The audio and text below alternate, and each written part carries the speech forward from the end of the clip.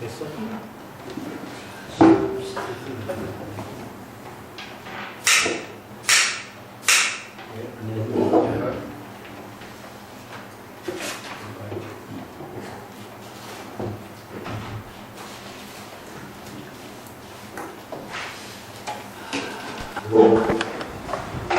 오늘은 종룡록 63칙에 조주선사와 투자선사의 대화가 원칙으로 제시되어 있습니다. 조주와 투자는 당대의 최고의 선생들인데 두 사람이 만나서 이제 선문답을 나눈 유명한 대화가 있습니다. 본칙에 들어가기 전에 시중부터 볼게요. 시중하니 삼성설봉은 춘난 추국이요 조주 투자는 연벽연금이라 무성평상의 양두평하고 몰저 강중에 일처도하니 이 상견시 여하고 삼성하고 설봉선사의 선문답은 33칙인가 나오죠. 33칙에 삼성선사가 나는 황금의 잉어 같은 사람인데 황금의 잉어 같으면 이제 3단 용문 폭포를 뛰어 올라가지고 용이 된 경지, 향상의 깨달음의 경지를 이룬 입장을 이제 자기가 비유해서 얘기했죠. 황금의 잉어와 같은 사람인데 저 같은 사람은 어떻게 스님이 대접하겠습니까? 이렇게 이제 질문하니까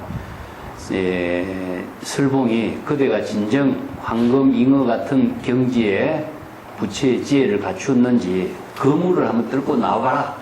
내가 그러면 확인해보고 이렇게 대화하는 구절이 있어요. 그래서 이제 두 사람의 대화가 삼성은 봄의 난초와 같은 사람이요. 설봉은 가을 국화와 같은 사람이다. 이렇게 비유해서 설해놨습니다. 그래서 봄의 난초는 뭡니까? 아주 향기가 피고 새로운 그 기운이 막 쏟아나는 그런 모습이고, 가을의 국화는 누런 빛을 띠면서도 향기를 감추고 은은한 멋을 풍기는 그런 이제 분위기를 비유한 건데, 삼성은 그냥 아주 용기 있는 기운을 펼치는 그런 인물이라고 한다면은 설봉은 가을의 국화처럼 아주 넉넉하고 은일한 그런 정신을 지니고 있는 선성의 모습을 이렇게 비유했습니다. 그 다음에 조주와 투자, 이 두 사람은 또 뭘로 비유했느냐 하면은 변화의 옥석이라고 하는, 벽이라고 하는 것은 옥석이죠.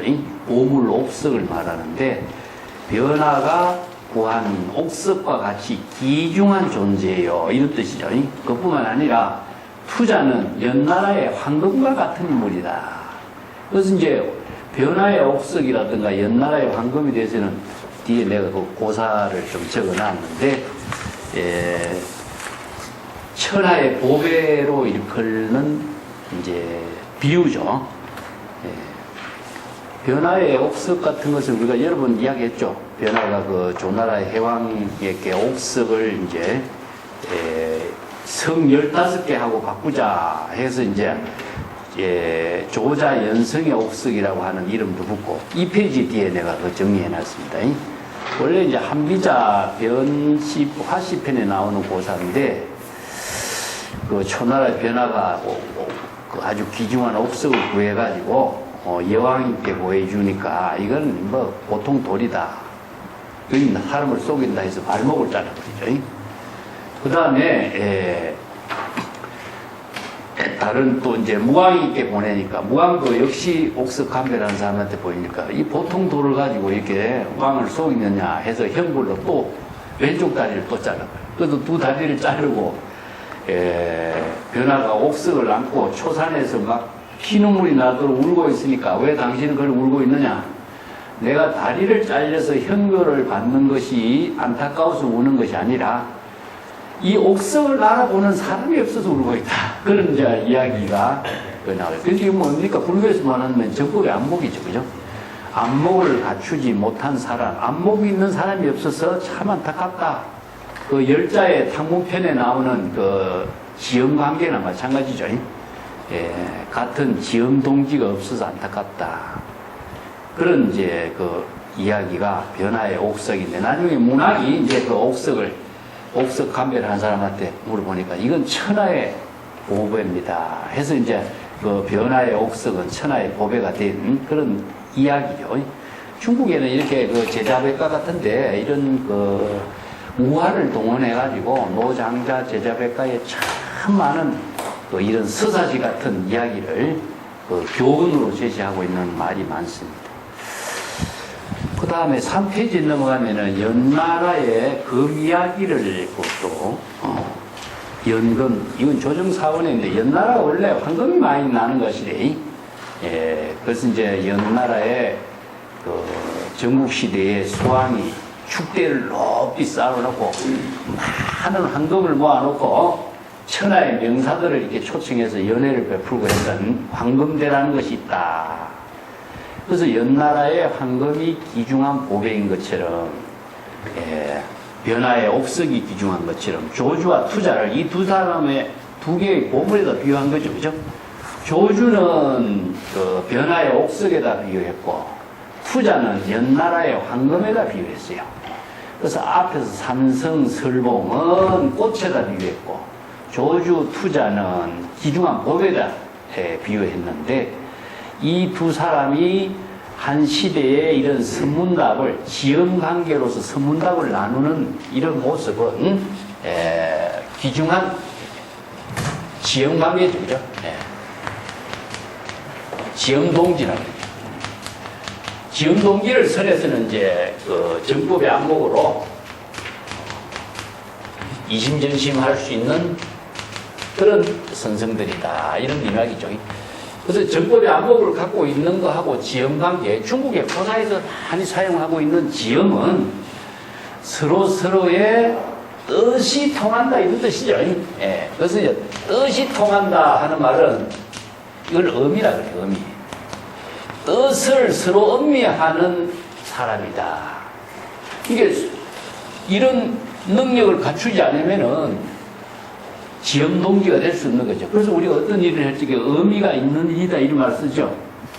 의미가 있는 일은 보통 일이 아닙니다. 자기 스스로 그 경지와 하나 된 것을 우리가 이거 범이라고 하는 것을 범미라고 해요. 선에서는. 범미, 선열. 범미, 선열의 낙이다. 이걸 줄여가지고 이제 법낙이라고 합니다. 법낙. 자신이 정법의 안목을 갖추고 있어야 이 한마디의 법문을 통해서 자신이 그 경지의 깨달음을 의미를 갖게 됐을 때 자기가 법낙을 이루고 있는 거죠. 우리가 의미 있는 만남이라든가 의미 있는 대화라든가 의미 있는 시간을 가졌다라고 하는 것은 세간에서 일상적인 생활하고 전혀 다른 자신의 지혜를 이루는 시간을 함께 나누는 거거든요. 그래서 이제 사람들에게 뭐 지엄동지를 만났다, 뭐 바둑의 젖수를 만났다든가, 아니면 국수를 만났다 하는 것은 한 분야의 최고의 그 능력을 갖춘 사람과의 시절 인연을 함께 함으로 해서 자신이 전혀 생각할 수 없는 세계를 자기가 깨달음을 얻을 수 있는 그 힘을 찾게 된 것을 말이에요. 여기서 이제 불교에서는 법미라 그래요. 여기는 정법으로서 정법의 지혜를 이룬 낙을 본낙이라고 하고, 세간에서는 이제 지엄동지 이런 말을 씁니다. 이 두 사람들이 삼성과 설봉, 조주와 투자, 이 사람들은 이런 정법의 안목을 갖추고 서로 이런 선문답을 나눈 참 대단한 보배의 인물들이다. 근데 우리가 한 세대예요. 한 세대에 그런 사람들 만나기가 지극히 어렵습니다. 그래서 우리는 어록을 통해서 시간과 공간을 초월해서 재물조사와의 이런 시간을 나누는 것이 우리가 경전과 어록 공부하는 거거든요. 근데 그 시대에 두 사람이 직접 만나고 이렇게 대화를 한다는 것은 지극히 어렵고, 시간적으로 맞아야 되고 공간적으로 맞아야 되겠죠. 그래서 일기 일해 인연이 이루어지지 않으면 이거 불가능한 시대인데 이런 그 선성들의 안목을 갖춘 사람들이 이런 대화를 나눈 선문답이 그래서 이제 여기서 주목을 받게 된 거죠. 33척에서는 삼성과 설봉, 삼성은 임재의 제자였고 설봉은 이제 그 조동종의 원류가 되는 인물이죠. 예. 그 시대에 대단한 인물들이 만나서 대화 나눈 것이 이제 이 선문답이고 조주는 북쪽이고 투자는 남쪽인데 그 당시에 조주와 투자 이 두 사람이 또 만나서 이런 대화를 나누는 것이 이제 본칙에서 제시하고 있는 내용들입니다. 이 본칙에 가서 살펴보고 자 고민해 봅시다. 1페이지에 무성평상의 양두평이라. 이게 뭐냐면은 눈금자가 없는 저울입니다. 저울에는 눈금자가 있어야 되는데 눈금자가 있으면 뭡니까? 바로 계산을 할 수 있어요. 이 사람이 무게가 얼마큼 되는가. 이게 이제 저울을 갖고 이야기하는 것이 천평 저울이라는 거 아는 거 아시죠? 천평. 예? 천평이죠. 그 천평에 이제 요게 별 표시가 되어 있는 것을 가지고 요걸 이제 중심을 나타내죠. 그죠? 근데 이제 저울에 눈금자가 있는데 눈금자가 없는 저울이니까 이거는 무게를 계산할 수 없는 세계죠. 그걸 이제 눈금자가 없는 저울로 두 사람의 안목을 우리가 이렇게 달아보면 어떠냐? 공평하다. 이건 무게로서 눈금자로서 계산할 수 없는 경지다. 그것이 뭐냐? 무일물 중에 무한, 무량, 무변의 경지에 지혜를 거친 사람이다. 저울로서 눈금자가 없는 저울로서 이 사람 두 사람을 대해서 양쪽에 쭉 달아보니까 너무나 평평. 이 평이라는 것은 평등, 공평 그런 입장이죠. 그 다음에 몰저강 중에 일처도로 이 몰저강이라는 것은 배에 바닥이 없다는 뜻이죠. 그래서 배에 바닥이 없으면 어떻습니까? 바로 요걸 이제 무일물 중에 무진장 이런 뜻으로 이제 밑바닥이 없다, 무영탑이다, 아니면은 무현금이라 해서 금고에 줄이 없다 이런 말 쓰죠. 이걸 이제 비유로서 쓰는데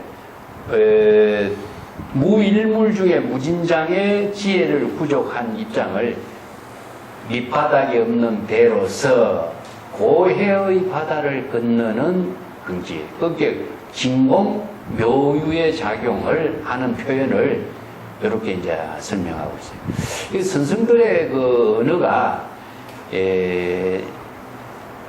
그냥 일상적인 언어로서 한 것 같지만 여기에서는 전부 다 방편법문의 논리를 뒷받침해주고 있어요. 이게 이제 불교의 경전회하고 어록의 언어의 특징인데 시인들의 언어하고의 차원이 다른 것은 불교의 언어는 법이 뒷받침해주고 있습니다. 그렇기 때문에 우리가 방편법문이라는 말 쓰죠. 그래서 일상의 고전하고 불교의 모든 경전은 방편법문이라는 말 쓰죠. 법이 있어요. 그 우리가 다른 데 이제 시라든가 이런 고전 같은 데라든가 이런 데서는 그냥 그 언어의 그 멋이라든가 기품이라든가 기지라든가 이런 걸 발휘하고 있죠. 그래서 시의 장르가 여러 가지로 이제 특징을 나타내는데 불교에서는 이 법이라는 것이 있어요.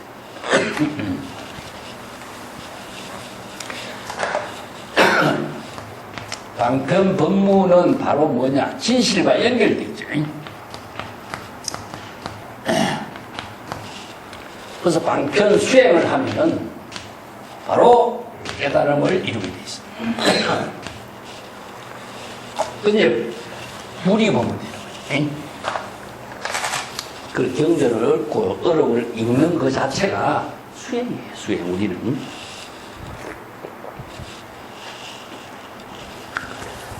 평자 앞에 예고가 붙은 천평에 앞에 요 이건 뭘 시다는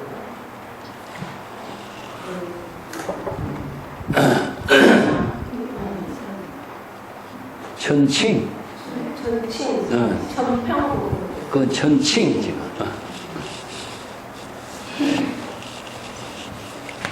천칭거리란 뜻이지. 이거는 이제 지우고. 자, 그렇기 때문에 방편 수행하고 진실하고가 분리가 돼, 분리가. 그래서 일심으로 이루어진 방편을 수행하는 것도 일심이고 깨달음을 이룬 것도 일심이기 때문에 초발심 정각을 이룬 일심의 경지를 이루게 하는 모든 법문이 방편 법문입니다. 그래서 어록을 간하강경이라고 하는데 간하강경을 하는 것이 바로 수행이고 간하강경을 하면서 바로 깨달음을 이루는 것이 우리가 수행과 깨달음이 동시에 이루어지는 거죠. 그죠? 그게 이제 불교의 방편 법문의 특징이에요. 그래서 방편 수행하고 깨달음을 달리 구분하고 수행과 깨달음을 나누어서 보면 이거 불교가 아니에요. 외도가 다. 그래서 불교의 특징이 방편 법문으로 설하고 있습니다. 그렇기 때문에 방편의 지혜를 바로 실행하도록 설한 법문이기 때문에 어록의 법문들은 전부 다 이게 경전의 법문을 본다면 무일물 중에 무진장, 무위법으로 사별하는 경지, 이런 경지를 선생들은 이렇게 이제 법문을 쓰라는 거죠. 그 어록이나 경전의 그 특징을 방편 법문으로 읽지 않으면은 뭐게 되냐, 자기 생각으로 읽게 되버리는 거죠. 그래서 한자를 자기가 아는 대로 이해하는 대로 생각하고 번역하고 이해해버리면은 그건 자기 생각이 들어가면은 이거는 방편 법문에서 죽어버려요. 이게 이제 우리가 경전 공부, 불교 공부의 그 하나의 키워드라고 할 수 있죠. 이 두 사람들은 저울로서 달 수 없어서 평등의 경지요. 또 바닥이 없는 경지. 이게 무일물 중에 무진장의 지혜로서 고해의 바다를 건너는 그런 능력을 갖춘 사람들이라. 그런데 이 두 사람들이 상견했을 때는 어땠을까? 두 사람이 이어서 상견이라는 것은 진여의 지혜로서로 만나는 인연이 이루어졌을 때는 어떠한 선문답을 나눌까? 이런 의미죠. 그죠? 그래서 상견은 친견과 마찬가지입니다. 그래서 이제 얼굴을 많이 보는 것이 아니라 진여의 지혜로 서로 대화를 나누는 그런 경지에는 어떤 선문답의 대화를 제시하고 있을까? 우리가 본칙공안을 통해서 한번 살펴보자. 그런 문제죠.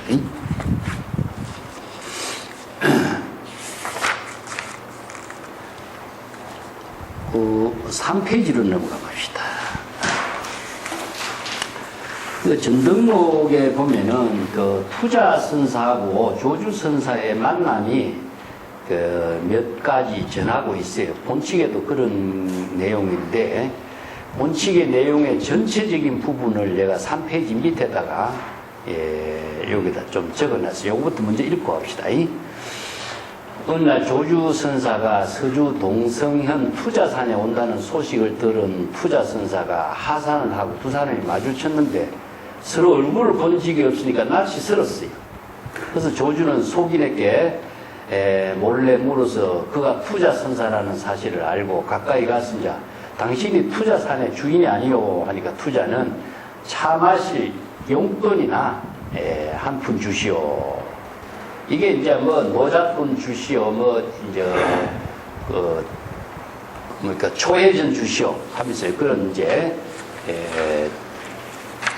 지혜를, 방편의 지혜를 제시해 달라 이런 부분으로 설하고 있어요. 그래서 이제 조주가 먼저 암자에 와서 있는데 투자가 기름 한 병을 들고 왔다. 4페이지로. 이때 조주선사가 투자의 명성을 들은 지 오래됐는데 와서 보니까 단순히 기름장수 늙은이만 보겠네 하니까 투자가 그대는 기름장수 늙은이만 대상으로 보았지 투자의 본래 면목은 보지 못하는군. 이렇게 진면목을 보지 못한다. 여산에 들어가서 여산의 진면목을 보지 못한다고 소동파가 얽고 있죠. 그죠? 그건 왜 그러냐. 여산과 자기가 하나이기 때문에 진면목을 대상으로 볼 수 못하는 거죠. 그죠? 그런 이제 시를 읊었죠. 소동파가 그런 시를 읊는다는 것도 보면 선의 그 안목을 가지고 읊은 시라. 조주가 어떤 것이 투자의 본래 면목인가 하니까 투자는 기름이요, 기름. 그대는 기름이 필요하지 않는가? 기름과 투자가 주객일체 색적 시공, 바로 환경이라는 사실을 모르는가? 이런 의미죠. 그래서 이제 여기 죽음에서 되살아날 때 어떻게 했소 하니까 밤에 다니지 말고 밝은 날에 도달하시오. 이런 뜻입니다. 이 본문이 이제 원칙공안이에요. 그 조주선사가 내가 후백이라고 여기는데 여기 또 후원이 있구나. 나도 대단한 도적이라고 여기는데 후백보다도 더 지독한 도적이 한 사람이 있구나. 이런 이제 평가를 했다. 그래서 이 성답을 인해서 투자산의 명성, 투자 대사의 명성이 천하에 알려지고 웅순납자들이 그의 선문에 법문을 들으려고 몰려왔다. 이런 기록이 전등록에 있어요. 조주는 60에 행각을 했습니다. 60에. 60살에 대해서 행각 수행을 한 사람. 얼마나 그 대단한 120살까지 살았다 하는데 정말 모르겠지만 뭐 기록이 그러니까 60에 행각을 해서 나보다 안목이 없는 사람은 나는 스승을 모시고 안목이 있는 사람 없는 사람은 가르치고 안목이 있는 사람은 배우겠다 이런 정신을 행각하는 사람. 이게 투자 선사를 만났다라고 해도 조주가 60이 넘었다는 거예요. 대단한 인물이죠. 근데 여기에 이제 본칙으로 들어갑시다.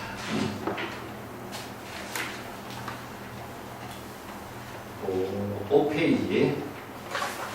조주문 투자하니 대사지인 각 80여하고 조주선사가 투자선사에게 질문을 했습니다. 대사지인 각 80여하고 크게 죽은 사람이 도리어 되살아날 때 어떻습니까? 여기 크게 죽은 사람은 뭡니까? 바로 살인도죠. 그죠? 되살아난 사람은 활인거입니다. 그래서 대사 1번이라고 해요. 대사 1번. 그래서 이제 불교에서 선에서는 죽음이라고 하는 말, 경전에서도 인명종시라는 말이 죽음이죠. 그죠? 근데 무슨 죽음이냐? 중생심의 죽음이죠. 중생심이 죽고 불심이 되살아나게 하는 것이 바로 불교는 진여로 되돌아가게 합니다. 이런 부분입니다. 진여의 지혜가 되살아나게 하는 것, 중생의 번뇌 망심이 죽고 진여의 지혜가 되살아나게 할 때는 어떻습니까? 이 부분은 사실 이런 의미죠. 그 살인도 할인도 그런 의미로 이 말을 씁니다. 밑에 5페이지 맨 밑에 소주 영광은 진선사의 법문이 있어요. 이 부분은 대화의 초점이 만일 어긋나면은 본래 고향은 말리 밖으로 멀어진다. 이 대화의 초점이라는 것이 불교에서 무엇이냐면 법의 대화거든요. 법문이거든요. 법문이 방편 법문으로서 성답의 대화를 하는데 자기는 진여입심의 지혜로 대화를 하고 다른 사람은 법으로 소화를 하지 못하면 뭡니까? 중생심으로 이 법문을 들으면 어떻게 됩니까? 의심적차, 동념적계가 돼. 천리만기를 얻는다. 그래서 이제 심신명이 뭡니까? 예? 1년이 금방 일어나면 천지형입니다. 천지간의 차이가 떠들어요. 그게 이제 중생심이 일어나면은 바로 불심의 지혜와는 천지간의 차이가 온다고 해요. 그만큼 이제 법을 제시하고 있는데 여기도 대화의 초점이 어긋나면 본래 면목과는 말리 밖으로 멀어진다. 그런데 그대가 낭떠러지에 매달린 손을 마저 놓아버리고 스스로 깨달아 체득하지 않으면 안 되지. 그리하여 중생심의 생명활동이 완전히 끊어진 뒤에 다시 진여 본심의 지혜로 되살아나야만이 그대를 속이지 못할 것이다. 그대를 속이지 못할 것이다. 이런 말을 좀 오늘 주의 깊게 봐야 됩니다. 이렇게 비상한 종지를 사람들이 어찌 숨길 수가 있겠습니까? 이 유명한 본문을 했어요. 그 밑에 한문을 보세요. 거기에 직수 현의 살수에다가 그 밑에 절후 소생이라는 말이죠. 이 두 구절이요. 하나는 살인도, 하나는 활인도. 이 유명한 본문이면 현의 살수의 절후소생이라 기분 부득이 그대를 속이지 못한다 하는 말입니다. 그대는 누구냐 하면 본래이거든요.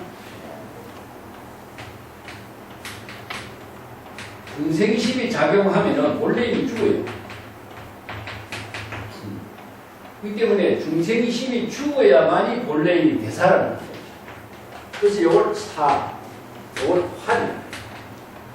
그래서 대사 1번 해야 대활이고, 그걸 대사를 어떻게 했냐면, 이걸 이제 방편 수행을 통해서 발심, 정각, 이렇게 해야 되는 것이 불교 수행입니다. 그렇기 때문에 본래인을 속인다라고 하는 것은 중생심으로 작용하면 뭡니까?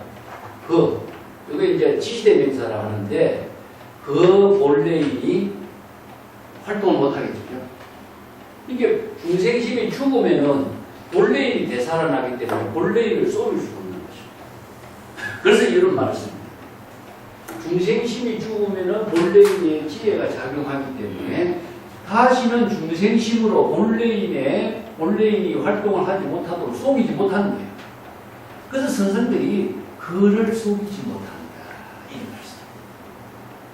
그래서 누구에게 속임을 당했다 하는 누구에게 속임을 당하겠어요? 남에게가 아니잖아요. 결국 자신의 번뇌 망념의 생명이 작용하면은 본래인의 생명의 작용이 활동을 못하니까 중생심으로 본래인을 속이게 되는 거죠. 이런 비유법이 있어요.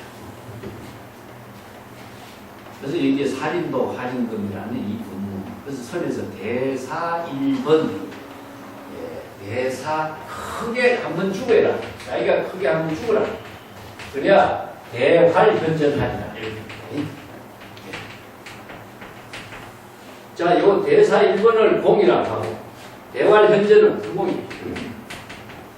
처음부터 법의 논리로 쓰여놨지. 그래서 발심 수행이 공이고 정각의 지혜가 작용하는 불공이다. 이 초발심 정각을 이루지 않고서는 대사 1번을 이루지 못한다. 이제 살인도, 활인도. 그 살인도는 발심이고, 활인금은 방편의 지혜의식이다.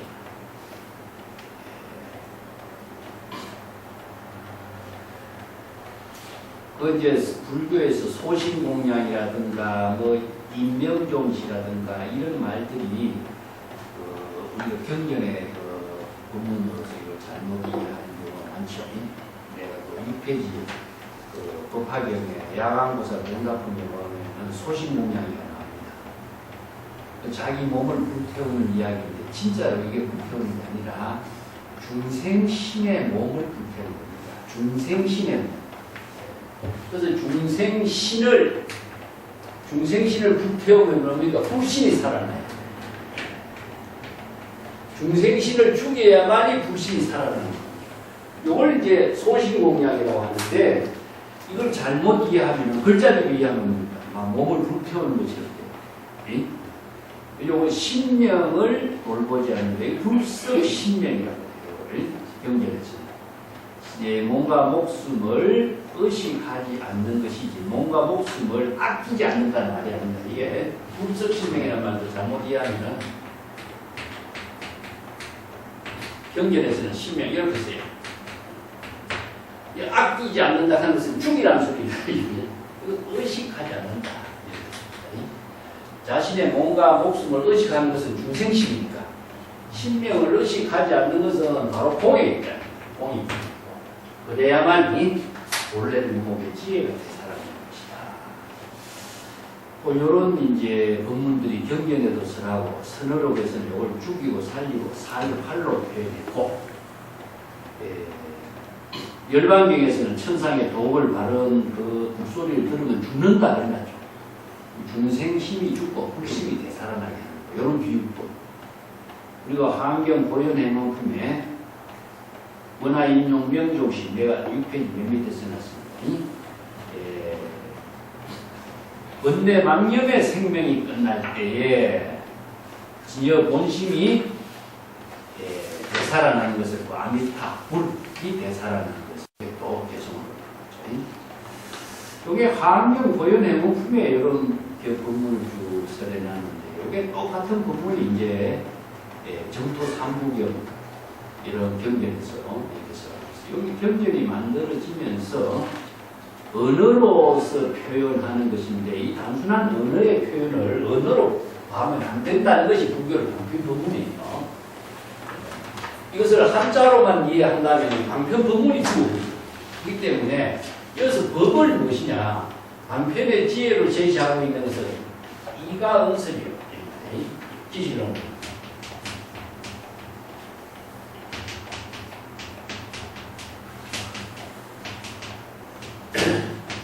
이가 응설은 인도 중생이다. 그 취지는 무엇이냐? 휘진여라. 일체의 모든 중생들이 다 진여의 지혜를 깨달아 체득하게끔 하는 것이다. 이런 시를. 그래서 은설, 임시방편으로서 은설을 설한 것은 모든 중생들을 바르게 인도해서 모두가 진여의 지혜로 되돌아가게 하는 것이다. 이 부분이에요. 이 때문에 이 방편 부분을 우리가 전부 다 우리가 금강경에서 요 적비라고. 반야바람일은 진짜 반야바람일이 아니라 적비 반야바람이다. 임시로 반야바람이라고 써놨습니다. 이 때문에 모든 방편 부분은 실체가 없어서 하나와 같아요. 하나와 같아. 임시로 설해놨을 겁니다. 그렇지만 그 임시로 설한 방편 부분을 통하지 않고서는 중생들이 진여의 깨달음으로 되돌아가게 하는 인도할 수 있는 방편이 없어. 그렇기 때문에 임시로 방편 부분을 설해놨어요. 그런데 여기 방편은 방편인데 법이라고 하는 것은 뭐냐? 전부 다 진여의 지혜를 이루게 하는 법문이라는 것입니다. 그래서 방편 수행가. 그래서 불교에서 방편 수행은 무엇이냐? 오종 수행밖에 없어요.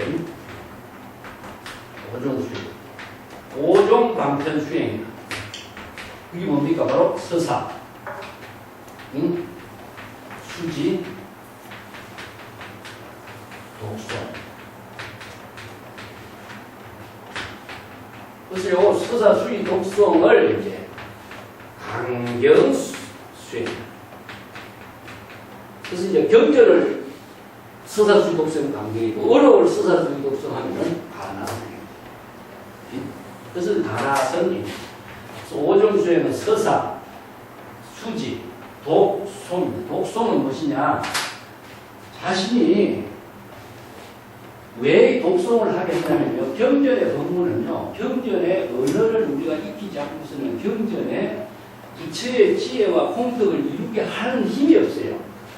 그래서 왜 그러냐면 중생의 언어가 있고 경전의 방편 법문의 언어가 있어요. 중생의 언어는 뭐가 되죠? 전부 다 업을 짓는 겁니다. 그렇기 때문에 차별심, 분별심, 선바 이런 이원론적인 모든 사고를 갖고 있는 언어가 전부 다 중생의 언어인데, 나를 중심으로 해서 대상을 반영하고 있는 모든 언어는 중생의 언어로서 업을 짓고 있어요. 그렇지만 방편 법문은 무엇이냐 하면은 전부 다 부처의 공덕을 이루게 하는 언어다. 그렇기 때문에 부처의 공덕의 언어를 사용하지 않으면 부처의 지혜로 공덕을 이룰 수 없어요. 그래서 불교의 모든 방편 법문은 이런 언어를 중심으로 해서 자신의 삶을 이루게 하고 있습니다. 육바라밀이라든가 불교의 모든 수행 체계, 계율 이런 것이 다 방편의 언어죠. 자, 7쪽에 봅시다. 그래서 만송은 나머지의 집안을 연탐하는 장대가 손에 있다. 이게 탕간제수요. 이게 장대가 이제 도적이 집안에 개가 있는가, 아니면 하인들이 집을 지키고 있는가, 장대로서 이렇게 쭉 검토해보는 이런 이야기가 이제 탕간제수요. 영초제수라, 영초수신이라, 영화 임예력도 써내놨는데, 물고기를 잡는 풀, 아니면 도적이 나무 집을 염탐하는 그런 장대, 이런 것은 하나의 이것도 도구인데, 조주가 이 한마디 질문을 던진 것은 투자선사의 안목을 점검해 보려고 던진 질문이다. 이런 의미죠. 근데 투자선사는 뭐라고 대답했느냐? 7페이지에 자운하니 불어야행에 투명수도하라. 자, 야행, 밤에 가는 것을 야행을 허락하지 않으니 반드시 날이 밝으면 도달하라. 이 말 참으로 사실 이 말은 조주의 질문하고 똑같은 말이에요.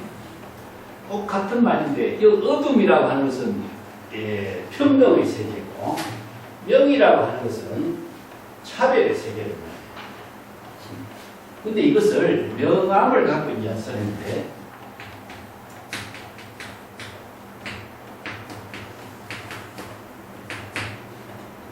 이거 사라고 했죠. 사는 무엇이냐 하면은 이게 어둠이라든가 이것은 평등의 세계. 왜 사냐면은 중생의 번뇌 망념이 다 죽은 상태니까 선정이죠.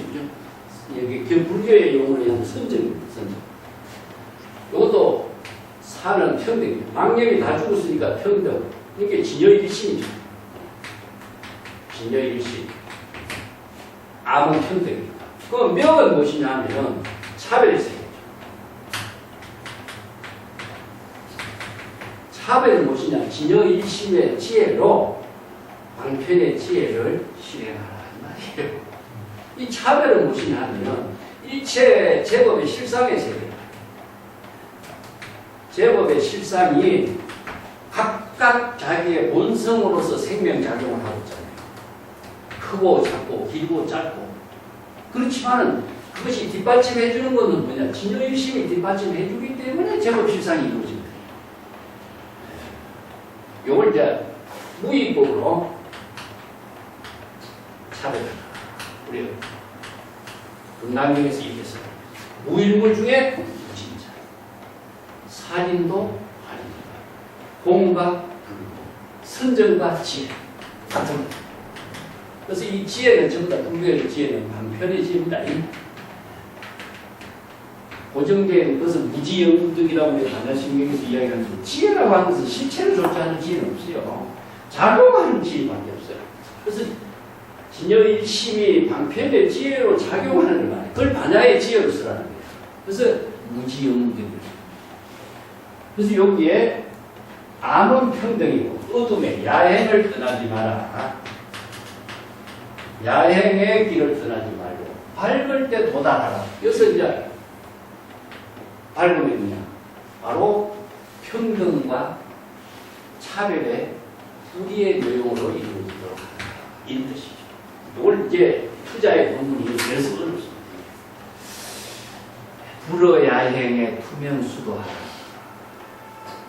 근데 여기에 야행도 허락하지 않고 밝음에 반드시 도달하라. 이 도달하라라고 하는 것은요, 밝은 경지에서 지혜로운 삶을 이루라. 이런데 도달이라고 하는 것은 완성해야 됩니다. 그래서 이제 투자의 본문이 독자적인 방편의 언어를 제시했지만 상당히 어려운 거죠. 그 조동종에서는 이것을 명암의 논리를 이야기합니다. 그걸 조금 보초적으로 설명하기 위해서 제가 이렇게 조금 설명을 붙이는데 7페이지 맨 밑에 봅시다. 전등록 13권에 보면 풍을 하자는 어떤 수행진이 100을 요달하고 1000을 감당할 때 어떻습니까?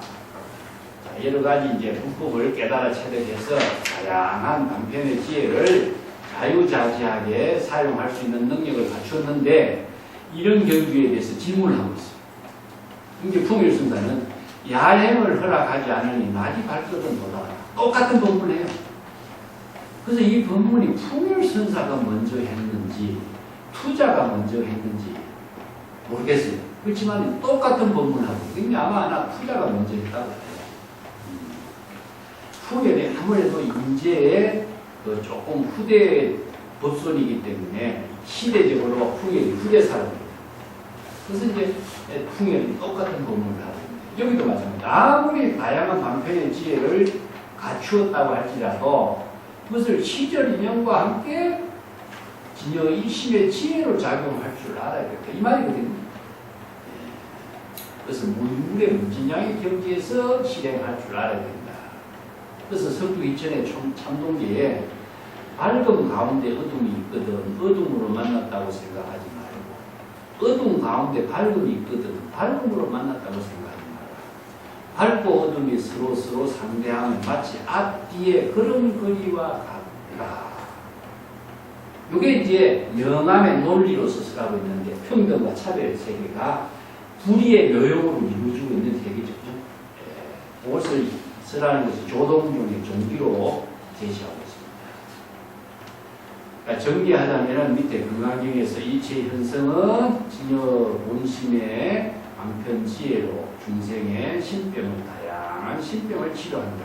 차별은 무엇이냐? 중생의 다양한 신병을 치료하는 그 능력을 방편의 지혜라. 그래서 신병을 치료하는 것을 차별이라고 합니다. 그래서 반드시 진효일심해로 방편지혜를 실행해야 한다. 이걸 이제 무인물 중에 무진장의 지혜라. 똑같은 거죠. 그래서 만송이 요의 차거를 영초수심이다. 풀단에 몸을 숨긴다. 영초라는 것은 물고기를 잡기 위해서 풀 무더기를 이제 물속에 집어넣는 것을 말하는데, 이건 이제 영초는 자기의 모든 중생심의 모든 것을 다 비워버린 경지에서 도저히 이제 자신의 몸을 하상인상의 몸을 다 비워버린 경지, 자의식의 틈 비운 경지의 법문을 여법하게 제시하고 있다. 이런 의미로 이제 차별을 한 걸로 볼 수 있습니다. 요 공안은 벼감록 41책에도 그대로 전하고 있는데, 원어 국건선사는 뭐라고 했냐면 조주의 질문에 도적은 가난한 사람을 집어간에 물건을 훔치지 않는다. 투자의 대답에는 역시 도적은 도적을 잘한다. 이렇게 조주와 투자는 도적이면서도 도적이 도적을 잘하는 선성이었다. 이렇게 평가를 하고 있습니다. 투자의 그 대답은 우리가 좀 한참 가서 공부를 해야 돼요. 사유를 해야 돼요. 그런데 법의 논리로서 이것을 봐야 됩니다. 우리가 단순히 어둠에 야영에 떠나지 말고 아침에 도달해라. 이 말만 갖고서는 이 법문이 풀리지 않습니다. 이 법문의 내용은. 그래서 이걸 전부 다 방편 법문으로 읽어야 돼요. 그래서 암은 무엇이냐? 평등입니다. 야영은 평등이고, 평등과 차별이, 자, 평등과 차별이 불의의 묘용으로 이루어집니다. 그래서 무일물 중에 무진장의 지혜로 자신의 본분사의 삶을 실행할 수 있는 능력을 갖춰야 된다. 이런 의미를 투자를 이렇게 이 본문으로 했어요. 평창을 이제 보면서 또 다시 한번 복습해 봅시다. 8조 밑에 서주 투자상 대종선사는 처음 취미 무학선사를 참문했을 때에 무학선사는 마치 그 땅에서 경행을 하고 싶다. 이 경행은요, 가볍게 걸어 다니면서 사유하는 것을 경행이라고 합니다. 경행이란 말은 경전에도 아미타경에도 나오고 대선 경전에서 경행이란 말을 많이 써요. 이제 우리가 수행자의 생활을 전부 다 뭡니까? 걸식을 하는 행각 수행이 있고, 경행 수행이 있고, 자선 수행이 있고, 뭐 여러 가지 연불 수행이 있고, 이렇게 분류를 해보면 나오는데, 경행은 편안하게 다니면서 사유하는 것을 경행이라고 해요. 그때 투자선사가 얼른 무학선사 앞에 가서 애를 올리고, 달마조사가 서쪽에서 온 비밀스러운 뜻을 화상께서는 어떤 방법으로 납자들에게 제시하겠습니까? 이게 치미선사가 발걸음을 멈추고 물끄러미 그를 쳐다보았다. 거기에 위에 고시라고 하는 말이 있죠. 원문을 한 것에 고시, 지 이런 말이 있죠. 이 고시 하는 말. 이 선생들이 하나의 이게 행동 보여주고 있는 부분을 응시, 옷이 이런 말씀.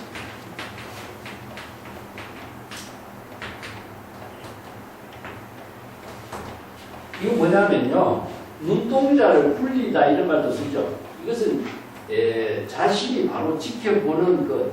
이렇게 우리가 이 제자의 그 진실성을 그대로 지켜보는 것이 여시 기견을 말해요.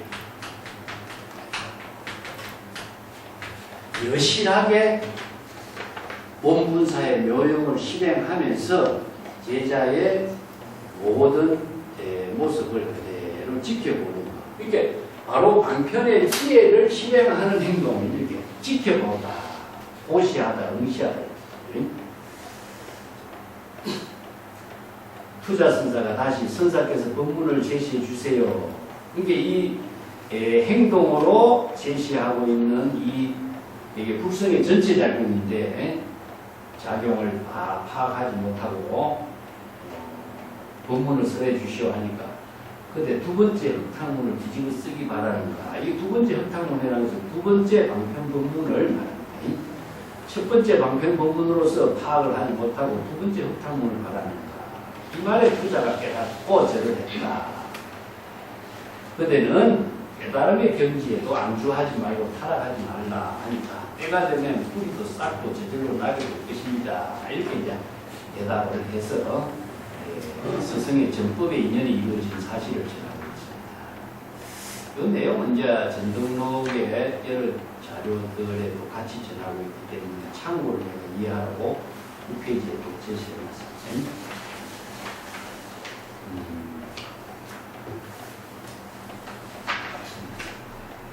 응시에 대해서 내가 써놨습니다만 이것을 시지변으로 우리가 제시합니다. 두 번째 발 씻은 물을 흙탕물을 버리려고 한다는 말은 인재록하고 조주록에 두 번 나와요. 인재록에도 나오고 조주록에도 나오는데 인재와 조주가 또 만나요. 근데 이 두 사람이 만난 것은 같은 지역에 있었기 때문에 만난 거죠. 조주 선사가 행각할 때 인재 선사가 찾아가니까 인재 선사가 발을 씻고 있었어요. 9페이지 내가 써놨습니다. 노승이 지금 마침 발 씻고 있는 중인데 조사가 서쪽에서 뜻이 무엇인가? 나는 지금 발 씻고 있네. 이 뭐죠? 지금 여기 자기 본분사. 그러면 조사가 서쪽에 오는 것은 뭡니까? 자기 본분사입니다. 그래서 자기가 발을 씻고 있는 본분사의 묘용을 통해서 조사가 서쪽에서 온 경지의 세계를 그대로 제시해주고 있는 거죠. 가까이 갔으냐 귀를 기울여 발 씻는 소리를 듣자 두 번째 발 씻는 더러운 물을 버리려고 한다. 지금 여기 본분사는 이제 발 씻었으니까 이제 물을 버릴 거야. 이런 의미죠. 여기서 두 번째는 또 다른 두 번째 방편 도문이 필요한가 그런 의미로 이제 나눈 대화다. 자, 이 페이지 몇 밑에 봅시다. 다른 날 우연히 투자 선사가 어떤 것이 부처의 이때 이치입니까? 질문하니까 치미 선사는 부처란 이치가 아니다. 자, 이 부처와 이치의 문제가 오늘 주제가 관계해요. 허무한 공에 떨어지지 말라는 뜻이 아닙니까? 하니까 진공은 고정된 공이 아니다. 진공은 불공이라는 뜻입니다. 진공은 고정된 상태의 공이 아니라 진공 역시 진공이 곧 불공이라는 뜻입니다. 이거는 뭐냐? 법의 논리입니다. 이거 이제 이런 법의 체계를 잘 이해하지 못하면 이런 말을 전부 다 한자로만 이해하게 됐어요. 진공은 불공입니다. 진짜는 갖다 붙입니다. 이거 공과 불공이거든요. 다른 말은 진공 묘유를 말해요. 그래서 불공이라고 하는 것은 내가 전에 스스로는 발심이고 저절로는 뭡니까? 스스로 발심 수행하면은 저절로 정각이 이루어지는 관계이죠.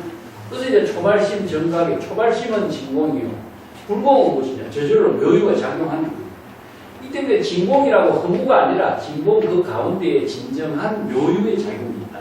그래서 진공은 불공이라는 거죠. 이게 이제 기실로 해서 공열애장, 불공열애장이라고 하는 논리입니다. 진역법은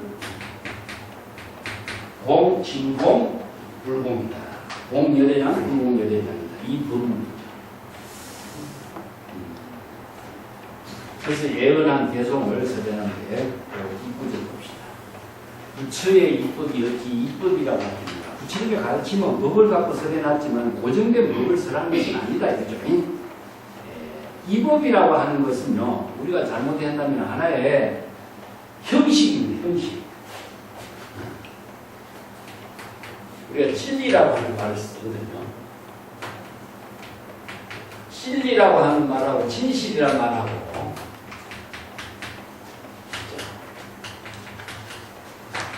이법하고 이법이란 말이 이거 참 하나의 그 뭡니까 형식적인 어떤 틀로서 이해하는 형식적인 틀 속에서 빠져 있는 것은 이법이라고 합니다. 우리가 진리라고 한다는 것은 하나의 이법이 진리로 이루어진 상태를 말하거든요.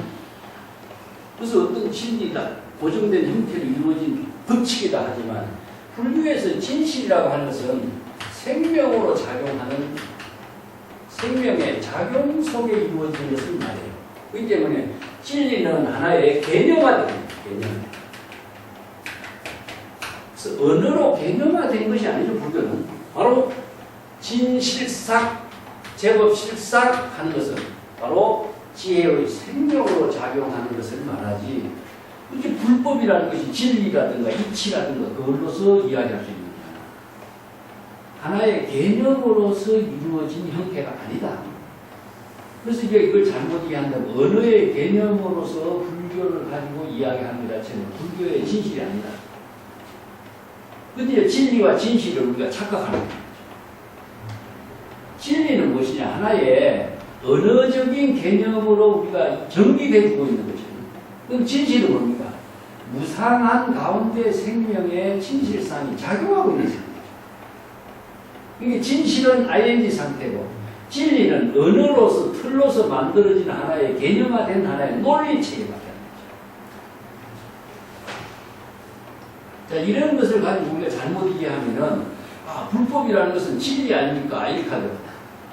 진리로 이루어진 진실의 세계가 불법이거든요. 그래서 법이라고 하는 것은 우리가 논리로서 보는 것이 아니라 이것은 생명활동이다. 그것은 진여의 지혜로 이루어진 생명활동을 진여법이라고 하는데, 그런데 중생은 뭡니까? 생멸법이라고. 아까도 이야기했지만 언어 자체가 중생의 언어하고 진여의 지혜로 이루어진 언어하고 불교에서 일심의 법으로서 딱 나누어져 있습니다. 그러면 진여 일심의 법으로 이루어진다면 진여 일심의 생명으로 이루어지는 것은 진고 묘유로 이루어진 것은 전부 다 공덕으로 이루어지는 생명이 작용하는 거죠. 그래서 불교는 진여법을 생명활동을 하도록 방편법문을 써놨습니다. 그러면은 중생의 세계는 뭡니까? 생사윤회하게 하는 법문으로만 이루어졌다. 그래서 이게 똑같은 법이지만 인연을 통해서 이루어지지만 이것은 생사윤회로 이루어진 법이고, 이것은 진여의 지혜로 공덕을 이루게 하는 법이다. 그렇기 때문에 언어 자체가 여기서부터 나눠집니다. 그래서 불교에서 일심의 지혜를 방편의 언어를 사용하면은 진여의 지혜가 이루어지고, 자기 생각으로 이 언어를 사용하고 쓰면은 중생입니다. 그래서 딱 구분이 됩니다. 그래서 이 방편 법문을 수행해야 할 이유가 여기 있죠. 방편 법문에 의거하지 않고서는 진여의 지혜를 이룰 수 없어요. 그러니까 언어의 개념이 딱 정리가 되어 있습니다. 그렇기 때문에 진리라고 하는 말도 하나의 어떤 형식과 이법이라든가 이런 것은 개념이라고 합니다. 개념이라는 것은 하나의 언어의 형식입니다. 언어의 틀 속에 언어의 틀로서 이해하는 세계를 말합니다. 그런데 여기서는 생명질이 작용하고 있는 진실상인데 그것을 어떻게 언어의 개념 틀로서 이것을 우리가 이해할 수 있겠어요? 맞지 않는 거지. 그래서 왜 불법을 이법이라고 말할 수가 있는가 이런 것입니다. 그래서 진공은 불공이다. 진공은 묘유의 작용으로 이루어지고 있다. 그래서 투자대동선사는 적주원이라고 하는 암자에 거주하면서 우리 스승의 종지를 널리 펼치도록 하라. 이런 이제 대속을 전했다. 똑같은 내용이 조정 4원에도 나와요.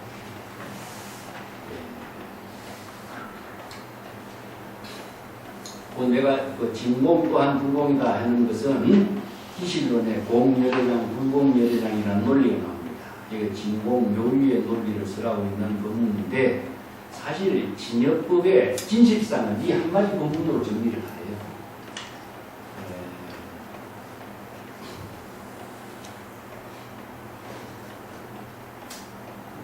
자, 그 밑에 딱 볼게요. 투자선사는 본래 고향이 서주 동성현 투자산으로 되돌아갔고 조주는 처음 동성현 투자산에서 투자선사를 상정했는데 앞에 쓴 거 했습니다만 투자산 남주가 아니오 하니까 나 차 마실 용돈을 주시오. 투자산으로 조주가 먼저 올라가고 투자는 기름병을 들고 뒤따라갔는데 오래전부터 투자 대동선사 소문을 들어서 찾아와 보니 한갓 기름이나 파는 늙은이 그대는 기름 파는 늙은이만 보았지 투자의 진면목을 알지 못하는 겁니다. 그 진면목이라는 게 뭐겠어요? 우리가 진면목, 본래 면목 똑같은 말이죠. 그죠? 이게 진면목을 진실상을 진면목이라고 해요.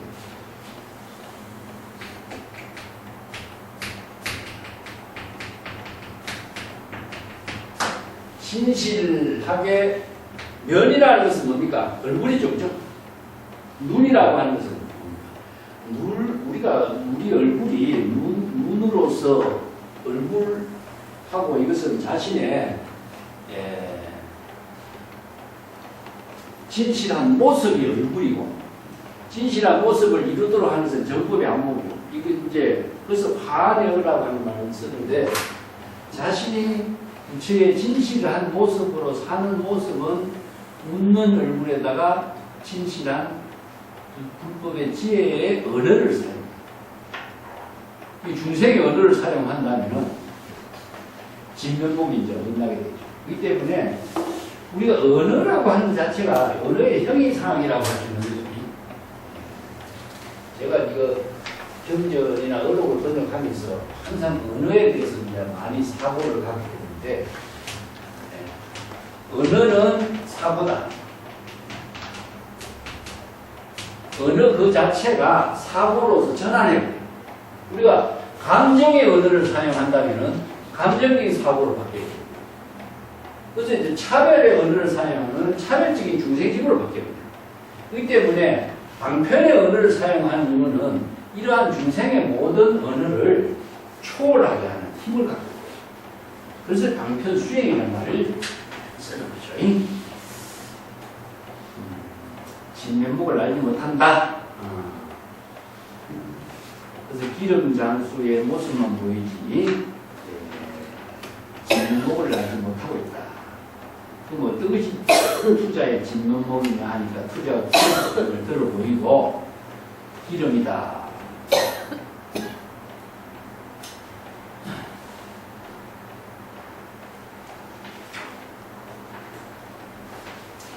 기름병을 들어 보이고 기름이다 하는 말은 바로 지금 여기서 자기의 생명 활동하는 그 진실상을 그대로 보여주는 거죠. 그게 바로 투자의 진면목이니까. 그걸 이제 불성의 전체 작용이라는 거죠. 불성의 전체 작용.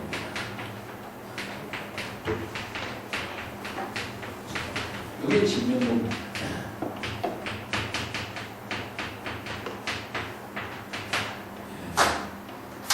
불성의 전체로 지혜로 작용하는 그 모습이 진면목이지 여기는 이제 중생심의 사량 분별이 초월된 경지를 이야기하고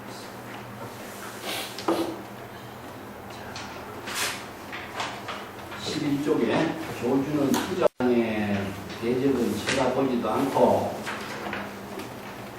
푸자화상 시자에게 조주선사에게 과자를 보명이라고 했으니까 아마 원래 막 과자라든가 뭐 떡이라든가 뭐 관계없어요. 대접하게 하자. 시자에게 공경이 삼배를 올리고 과자를 받았다. 조주가 투자의 화상에 과자를 대접하는 것을 쳐다보지도 않고 시자가 주는 과자를 받고 공경하게 삼배 올린 것이 무엇인가? 수행자 여러분들은 잘 참고해보라. 만송은 그것을 던져 제자들에게 화두로 던져보죠. 여기 재미난 이야기가요. 조주의 그 정기에 보면 내가 11페이지 가운데 써놨습니다.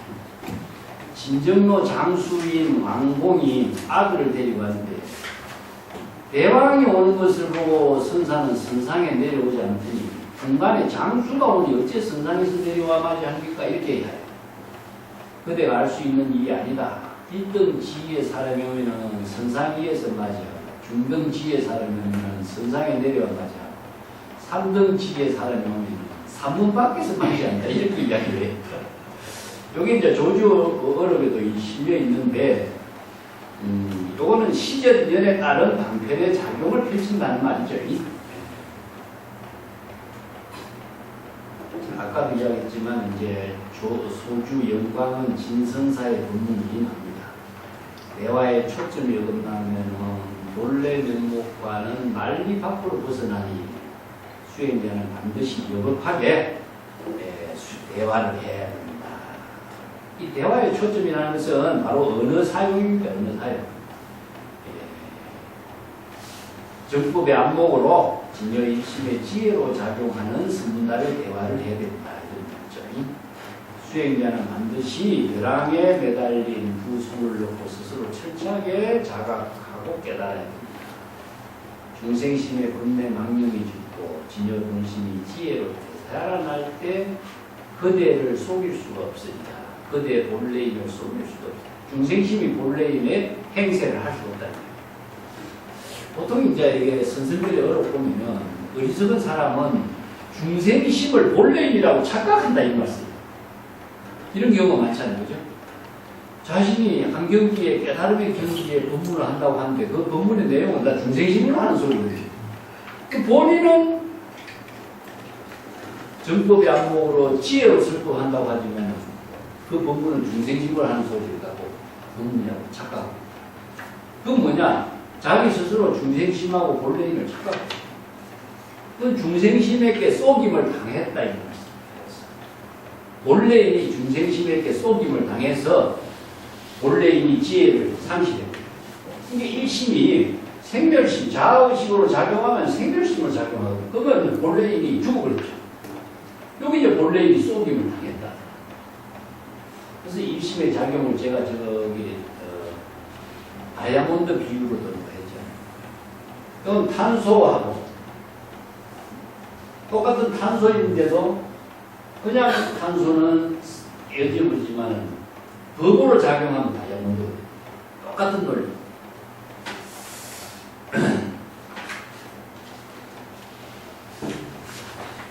12쪽에 조주가 이러한 불법의 대의를 가지고 질문한 것이니 정법의 안목으로 불법에 맞추어서 질문한 것이니 이런 뜻이죠. 만약에 푸자화상이 아니었더라면 결코 쉽게 대응을 하지 못했을 것이다. 아니 구부라고 하는 말은요, 대응하다 그게 합당한 그 법문으로서 맞추어서 대답을 하다 그런 뜻이죠. 그래서 푸자화상은 곧바로 밤중에 길을 가지 말고 밝은 대낮에 도달하라. 이렇게 가라. 밤중은 평등이고 밝은 차별이죠. 평등과 차별의 지혜를 가지고 본분사의 묘용을 펼쳐라. 중생심을 죽이고 진여일심의 지혜로 방편의 지혜로운 삶을 살라. 이런 뜻입니다. 일반적으로 껍질을 벗기지 않는 흰 버드나무 방망이를 요구하는 것과 같은 의미입니다. 이것은 내가 줄을 밑에다 달아놨습니다. 이 문답의 내용은 문법의 이치로 살펴보면은 조주의 질문과 투자의 대답은 언어나 뜻이 모두 서로 상응하여 같다는 뜻이다. 조주가 말하기를 내가 일찍이 후백이라고 생각했는데 여기 다시 후억이 있구나. 투자는 이로부터 명성이 커지고 대중이 모여들어 본문을 간청하게 되었는데 심의 선사의 애언에 부응하여 적주원이라고 하였다. 적주원에서 이제 본문을 펼쳤다. 여기 껍질을 벗기지 않는 흰 버드나무 방망이라고 하는 말은요, 종용록 사칙에도 나왔었는데, 그 중국 선생들이 이제 제자들을 경책하는데 사용하는 예를 들어서 인재를 보면 쑥다발로서 이렇게 때린단 말이었어요. 그게 뭐 중국인들의 속담에 쑥으로서 어린아이를 쓰다는 거죠. 그냥 모든 재앙을 없애고 건강하게 잘 자라도록 쑥다발로 이렇게 쓰다 둔다. 이런 말을 이제 쓰고 있어요. 그만큼 이제 껍질을 벗기지 않는 버드나무, 이것은 무엇이냐? 바로 쑥다발과 같은 것이라고. 후억과 후백의 이야기는 이거 지난번에 여러분 봤죠?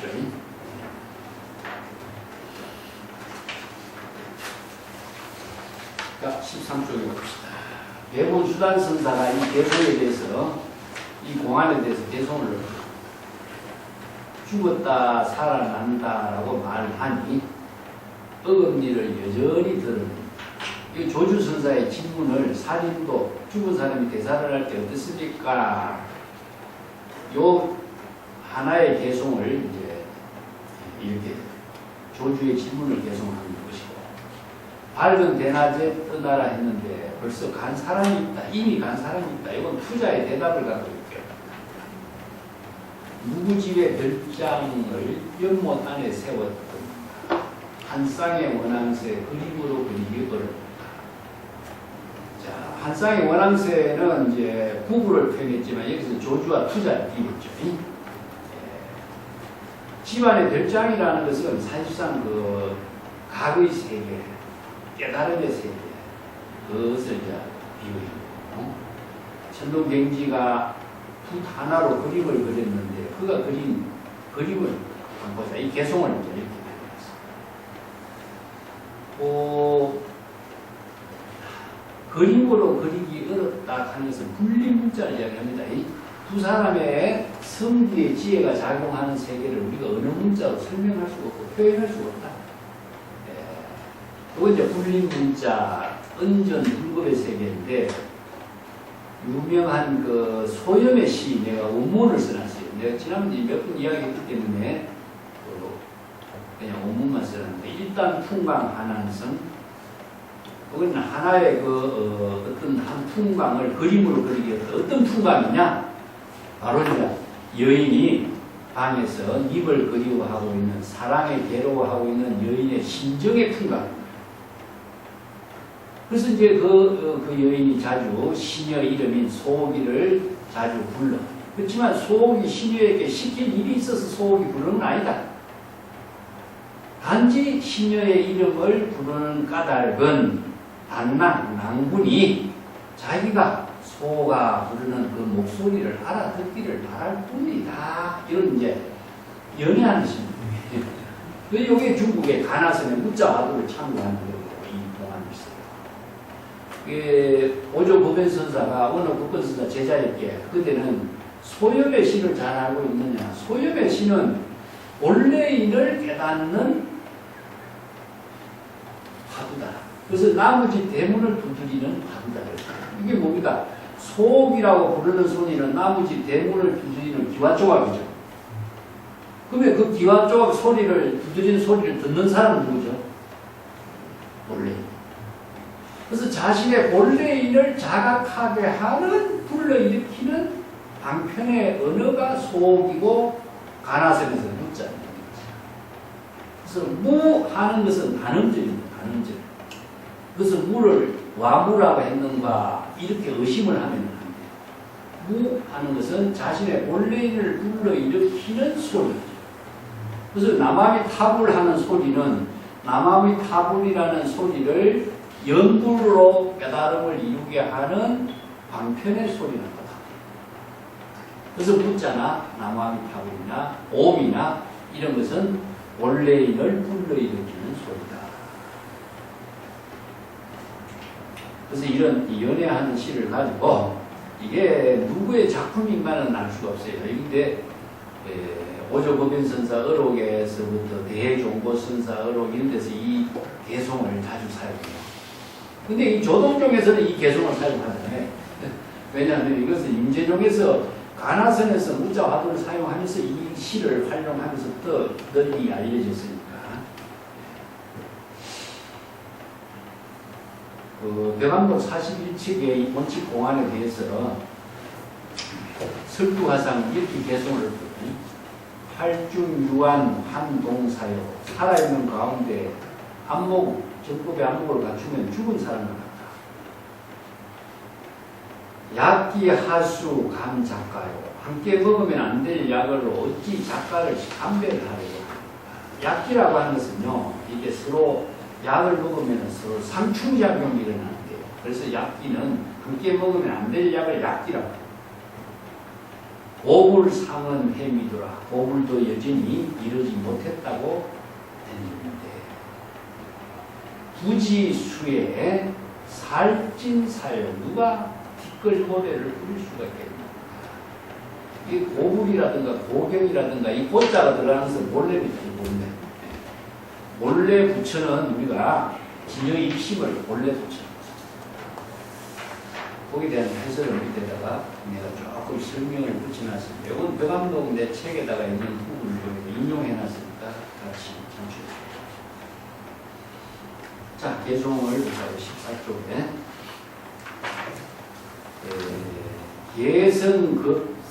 개성급성 묘균초요.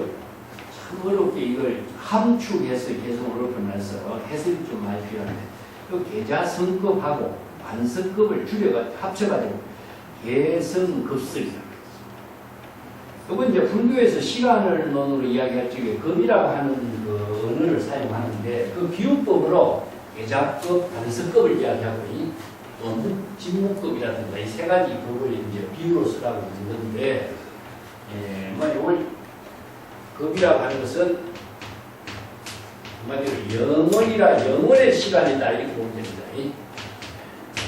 영원의 시간이라고 하는 것 자체는 어떤 것이냐 하면은 사실 무신무종이죠. 그렇죠?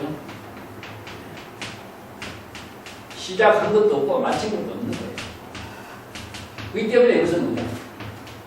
본래라의 시간. 본래의 시간. 본래를 묻습니다. 그러면 가장 짧은 시간을 찰나라고 하는데, 찰나라고 하는 말은 1년이라는 뜻이에요. 1년. 그래서 이제 불교에서 시간을 인력이라든가 급이라든가 하는 말은 실제로 존재하는 시간이 아니라 측정하는 시간이 아니라 마음으로 인식하는 시간이죠, 사실은. 그래서 급이라는 시간이 여기 비유로서는 반석급, 계자급이라고 해서 이렇게 비유법으로서 설명을 해놨지만 이것은 하나의 비유로서 시간을, 긴 시간을 이야기하는 무량무변이다. 영원, 무량. 무한 이런 시간을 측정할 수 있는 시간이 아니잖아요. 그렇다면 찰나라고 하는데 1년도 측정할 수 있는 시간은 아니잖아요. 그래서 측정할 수 없는 시간은 그럼 어떻게 표현되느냐? 이거 마음의 작용으로 인식되는 시간이 뿐이거든요. 그래서 우리가 시간이라고 하는 개념이 태양을 중심으로 해서 달과 지구의 계절의 변화를 통해서 시간의 개념을 정립하고 달력을 만들고 연월리를 만들고 하지만 그것은 생명의 흐름을 시간적으로 단위로 구분해서 측정해 놓은 거예요. 그렇기 때문에 시간은 사실상 존재하느냐 존재하지 않습니다. 그래서 시간은 없어요. 우리가 시간이라고 하는 것은 존재하느냐 이런 문제예요. 시간은 존재하지 않습니다. 그래서 이게 불교에서는 시간을 뭐라고 했냐 무상이라고 해요. 그래서 무상이라고 하는 것은 모든 존재가 생명을 활동하고 있는 그 자체를 시간이다. 그래서 이제 무상의 시간은 무엇이냐? 그대로 생명입니다. 그래서 모든 존재가 생명의 활동이 무상한 시간과 함께하고 있다는 거죠. 그래서 시간과 생명은 나눌 수 없는 거죠. 시간을 대상으로 우리가 설정해 줄 수 없는 거죠. 그래서 우리가 지금 이야기하고 있는 시간은 불교에서 시간 논칙 인식 철학 토대 위에 불교의 철학이 이루어졌어요. 그래서 불교는 생명의 시간입니다. 생명의 시간.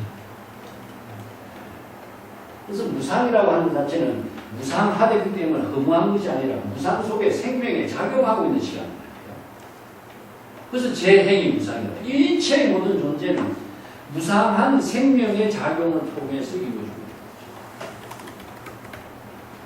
그래서 진실상이라고 하는 것은 생명의 작용과 함께 이루어지는 세계가 진실인 것이지, 시간을 우리가 아무리 객관적으로 긴 시간, 짧은 시간 이해하는데 무슨 소용이 있겠어요? 의식으로 대상 경계를 인식하는 시간밖에는 의미가 없는 거죠. 이게 대상으로 시간을 인식한다고 자신의 시간이 생명으로 작용하는 시간이 됩니다. 그래서 개념도 마찬가지예요. 우리가 진리를 개념으로 아무리 이해해도 소용없는 거예요. 그거보다는 진실된 생명의 작용이 자기에게서는 실질된 공덕을 이루는 삶이 됩니다. 그래서 이제 언어 문자라든가 개념이라든가 형식이라든가 논리의 틀에 빠져서 그 개념의 사고 위에서 분별하지 말고 진실된 생명의 작용을 이루는 삶을 실행하라는 것이 불법의 가르침입니다. 그래서 이제 시간을 가지고 이제 과학자들이 시간을 만든 것이 뭡니까? 다리입니다. 아니면 시계가 이런 이제 하나의 도구로 가지고 시간을 사회적인 문화활동의 시간을 만든 겁니다. 언어도 역시 시간도 마찬가지로 언어도 문화활동의 시간으로 활용할 수 있는 문화적 그래서 여기 이제 계자급성, 반석급성은 영원한 시간을 이야기하는데 그 영원한 시간을 일념의 시간과 분이다 하는 것이 일념적시 무량겁입니다. 그래서 불교는 일념이나 무량겁이나 일심의 작용 속에 이루어지고 있는 그 생명일 뿐이다.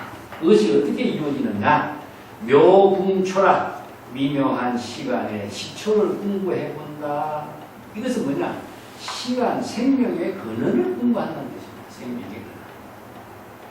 그래서 여기에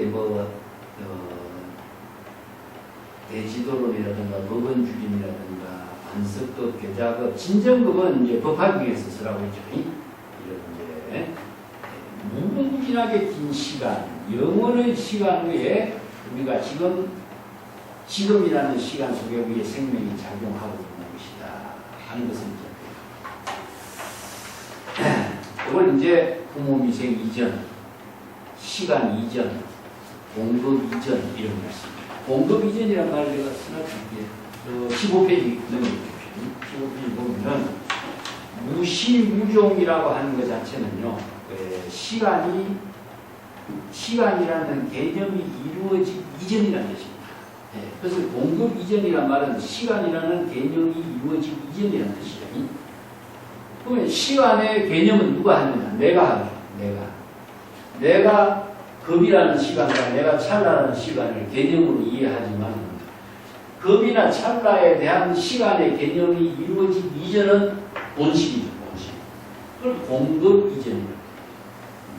이게 만물이 형성되기 이전, 시간으로 존재하는 그 근원의 이전, 그걸 다른 말로 하면 부모미생 이전, 선암 미분전, 혼돈 미분전, 그 경지가 본래 면목으로 일체의 시간, 언어, 문자 개념을 사량 분별을 초월하는 경지다.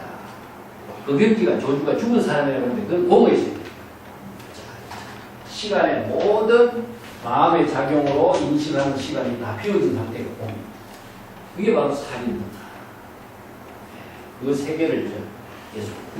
이 천동경지의 그 개성이라든가 이 부분은요, 굉장히 철학적입니다. 그냥 어떤 철학적이냐, 불교 사상에 깊은 철학적인 토대를 두고 있어요. 그래서 다른 그 선생들의 그 개성하고 차원이 다릅니다.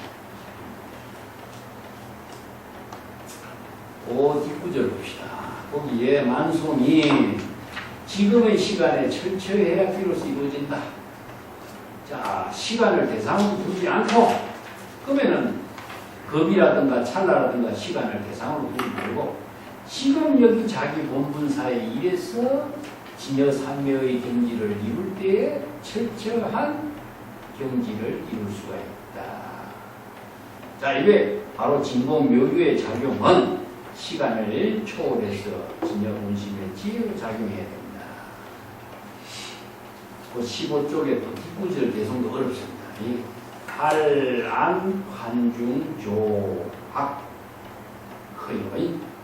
확허는 확연 무슨, 확 튀어서 비어진 상태다. 우주 법계를 확 허라고 표현했습니다. 할, 안이라고 하는 것은 지혜의, 정법안종으로 갖춘 지혜의 문입니다. 지혜의 문이 환중에서 일체 법계를 천하를 환히 밝게 비추니, 또요 장자의 환중이라는 고사를 사용해갖고 써놨습니다. 자, 이게 어려운 그 용어들을 사용해서 이렇게 개성을 얻는데, 환중이란 말이 편창에도 뒤에 설명을 하고 있는데 뭐냐면요, 수레바퀴. 말로서 설명을 하면 굉장히 어려운 언어인데 그림을 그립니다. 수레바퀴가 굴러가는 여기 중간에 비어있죠. 그 다음에 이 수레바퀴를 두 개를 또 이렇게 연결합니다.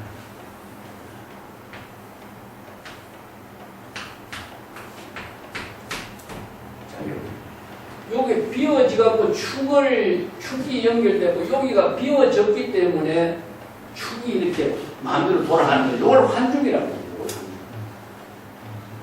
그렇지 않고서는 이게 꽉 막히기 때문에 수레바퀴가 굴려갈 수 없다. 근데 여기가 비어있기 때문에 수레바퀴가 무궁무진하게 자유자재하게 돌아간다. 이게 정법륜이야, 정법륜. 그래서 이제 불교에서는 정법륜이라고 쓰는데 얘는 환중이란 말을 써요. 수레바퀴가 자유스럽게 굴러가기 위해서는 환중, 수레바퀴를 연결하는 이 가운데가 비어있기 때문에 자유 돌아가는, 굴러가는 것처럼 우리들의 마음이 진여일심이 비어있어야만이 법계에 두루두루 지혜의 광명을 비출 수가 있다. 요만 이렇게 봤어요. 정법의 안목의 지혜로 일심이 텅 비어있어야 온 천하를 밝게 비추니. 여기서 내가 정법 안목의 지혜로 온 천하를 밝히니 이렇게 번역했어요. 정법 일심의 지혜, 정법 안목의 지혜. 이걸 이제 환중이라는 장자의 언어를 사용해서 이렇게 했어요. 자, 기적을 봅시다. 16쪽에.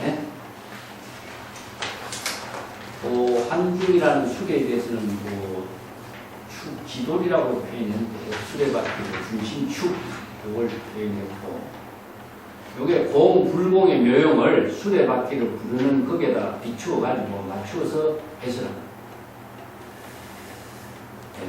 또 화크라고 하는 것은 확연 흡액이라는 뜻이고, 온 천하가 두루두루 턱 피어서 막힘이 없는 상태.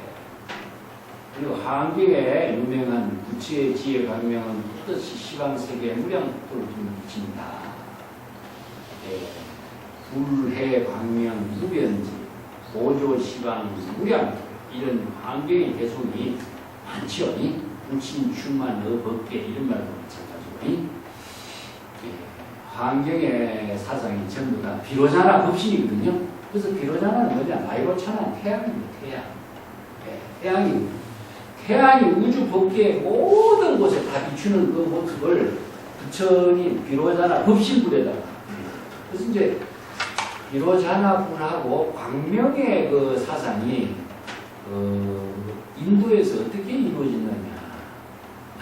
그래서 우주 한자의 모든 언어가 자연의 모든 존재를 모형을 그대로 도상으로 그려서 한자가 만들어졌잖아요.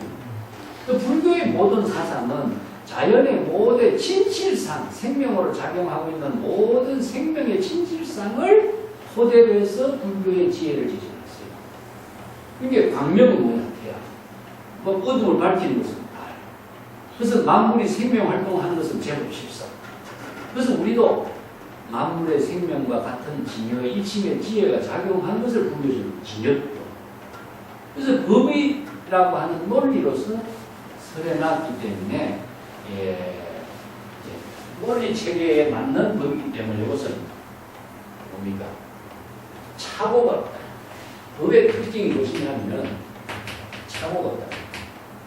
한마디로 봐서 어긋남이 없다. 그런데 법에 착오 없는 것이 뭐냐면 모든 과학, 수학의 논리가 법은 논리입니다.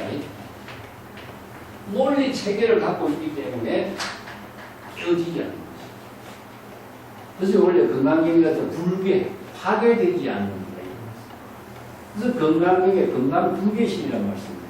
파괴되지 않는 부처님의 지혜예요. 그러면 다른 여러 가지 사상 체계의 의무라고 하는 것은요, 이 법의 체계가 없다는 겁니다. 그래서 불법하고 방편법문의 법은 법의 체계가 있고 다른 것은 전부 다 언어만 있다는 거죠. 언어만. 그래서 언어라고 하는 것은 해석하는 사람에 따라서 주관적인 사고가 들어가요. 그래서 이 사람의 해석이 맞느냐, 저 사람의 해석이 맞느냐에 따라서 많은 문제가 있습니다. 그 우리나라의 지금 경전 번역의 문제점이 무엇이냐? 한자를 한글로 바꿨다는 거죠. 한자를 한글로 바꾼 사람이 누구냐? 해석하는 사람의 주관적인 입장으로서 바꿔놨다는 거죠. 그러니까 법이라고 하는 것이 죽어버리고 단순히 언어를 한글을 한문을 한자로 바꿔놓으니까 불교의 경전의 법이 방편법문의 법이 없어지고 있는 거예요. 그래서 이것이 지금 경전 번역에서 큰 문제점입니다. 중국에서도 이 문제가 구마라정하고 역경사들 사이에서 사실상 논란이 일어났어요. 그 현장이 구마라정을 비판합니다. 당신이 번역한 그 구역이다. 옛날 방식의 번역이다. 내가 번역한 것은 신역이다. 새로운 번역이다. 그래서 그 현장이 구마라정 번역을 얼마나 비난했습니다. 그래서 구역 경전을 보지 말아야 된다. 그렇게 해서 다른 현장이 다른 선생들에게 또 비난을 받는 일이 있는데, 근데 결국 우리가 경전을 번역한 것을 놓고 보면은 현장의 번역이 문제가 있어요. 알을 하죠. 그 구마라지 번역이 얼마나 더 훌륭한가. 이게 역사적으로 이게 증명이 됩니다. 자, 16조 봅시다. 불의 하행 투 효도라. 밤의 길을 떠나지 말고 밝은 대낮에 도달하라. 요거는 이제 투자의 말을 그대로 글자만 바꿨죠. 호자로 바꿨습니다. 여기 조주의 질문이나 투자의 대답은 똑같은 글자입니다. 평등과 차별, 무인물 중에 무진자, 살인도 할인금의 법문을 똑같이 대응하고 있습니다. 근데 왜 선생들이 이렇게 독자적인 자신의 방편의 언어를 제시하느냐? 이게 바로 선생들의 안목이라는 거죠. 남의 말을 사용하면 어떻게 되겠어요? 이것은 남의 말에 의존하기 때문에 자신의 지혜가 없는 거예요. 그래서 이제 그 장군은 춘천지지요. 여래가 행한 것을 자기가 따라 행하지는 않는데 자기의 독자적인 독보행을 하는 안목으로 독자적인 방편을 쓸 수 있는 능력을 갖춰야 됩니다. 그래서 투자의 대화하고 투자와 조주의 대화가 똑같은 법문이지만 방편의 언어가 다른 거죠. 요게 그래서 만송이 길의 도중에 있다. 조주선사의 질문이 사활 죽음과 살아남의 문제를 투자와 상한 어둠과 밝음의 입장으로 독자적인 방편의 언어를 제시하면서 자기의 자아의식의 모든 것을 여기에다가 다 숨긴 사람. 이게 지혜로 작용하는 본문만을 제시하고 자아의식을 다 비우는 사람. 이런 의미죠. 16쪽에 맨 밑에 가음, 미금, 홍어요. 이 말도 고사가 많습니다. 집안의 가음은 집안의 소식인데 집안의 소식이 어찌 기름이나 물고기 배를 통해서 전할 수가 있겠습니다. 요건 이제 이신전신 불림 문자의 세계를 이렇게 중국의 그 고사를 가지고 얽었어요. 이 가라고 하는 것은 본래 명목에 작용하는 소식이기 때문에 가음입니다. 근데 시전이라고 하는 고사의 소무의 이야기가 나옵니다. 또 좀 찝찝해지고 한나라 무제 천안 3년에 소무는 국방 국모 오랑캐에게 사신으로 보냈는데 국모는 소무의 훌륭한 용모를 보고 항복하라고 강요했지만 항복하지 않고 토굴 속에 가두고 음식도 끊었다. 소무는 누가 풀이끼를 벗고 죽지 않았기에 흉노는 그를 신호로 생각하고 죽이지도 않고 변방에 기양을 보내서 양을 치게하고 수컷 양이 우유를 생산하면 살려주겠다. 안 큰 양이 우유를 생산하는데 수컷 양이 우유를 이런 이제 고사입니다. 근데도 소문은 항복하지 않고 세월을 보냈는데 한 마리 기러기를 잡아서 자신의 상황을 편지를 써서 기러기 발에 묶고 날려보냈다. 그런데 그 기러기가 한나라 땅의 궁중의 정원에 앉았는데 천자가 명령해서 활을 쏘아서 기러기를 잡으니까 발에 소무의 편지가 있었다. 그래서 소무가 아직까지 살아있었다는 사실을 그 편지를 통해서 알고 있었대요. 그래서 우리가 편지를 안신이라고 합니다. 그 안신이라는 고사가 여기 있습니다. 그래서 홍은 큰 기러기를 말합니다.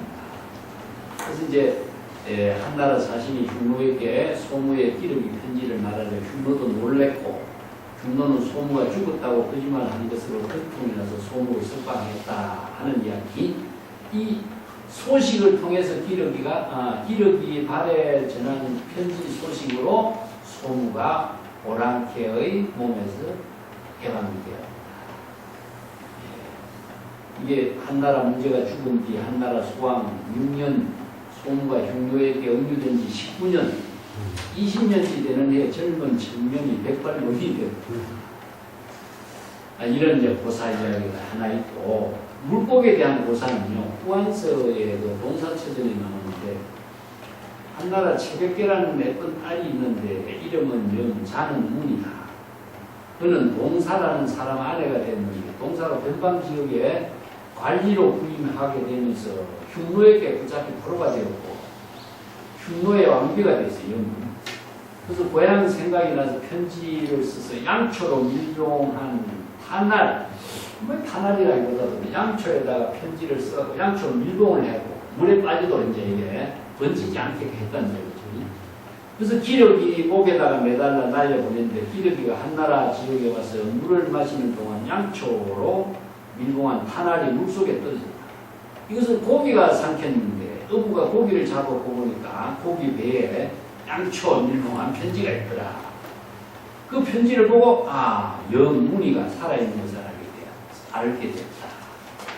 그래서 이제 이 기러기 이 편지, 잉어 뱃속의 편지 이것을 갖고 소식을 전하는 이야기인데 그런데 여기서는 집안의 소식을 어찌 기러기나 물고기를 통해서 전할 수가 있겠느냐 이러겠죠. 기러기나 물고기의 소식으로도 전할 수 없는 세계가 집안의 소식이다. 어떤 소식입니까? 본래 면목의 소식.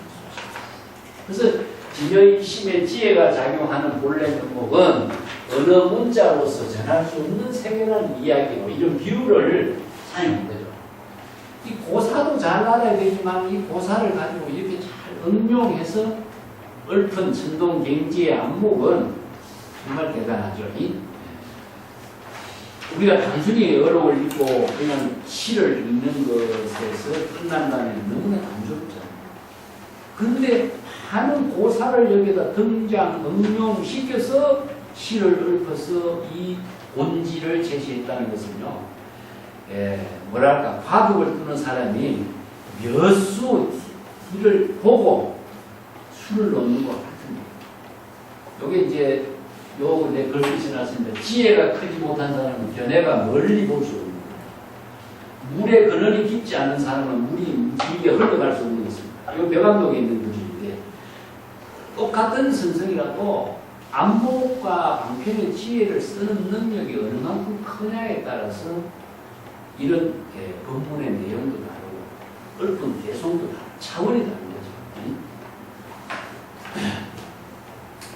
만송은 이미 이것을 허망한 소식으로 전한 것이다. 기력이 편지, 임업의 속의 편지, 아무도 알 수 없는 소식이 벌써 잘 알려진 것이 아니냐. 선은 불림문자, 은전불급이라고 하지만 이렇게 법문이 벌써 많은 선생들의 법문이 불림문자라고 하면서도 어떻게 다 알려져 있지 않느냐 이거죠. 생각해보세요. 이게 불교의 재미난 문제입니다. 선생들이 그렇게 불림문자를 강조했는데 얼마나 많은 어록이 이렇게 많이 전해지고 있어요. 자, 이게 바로 진여는 이연진입니다. 진여를 두 가지로 씁니다. 이연진여, 어느 문자를 달린 진여. 요게 이제 불림문자. 요게 제법 실상이 들어가는 이연진여만을 주장한다면 불교가 전할 수 있겠어요? 그러니까 불교에서는 뭐냐? 방편의 언진여를 이게 뭐냐면 방편법문. 부득이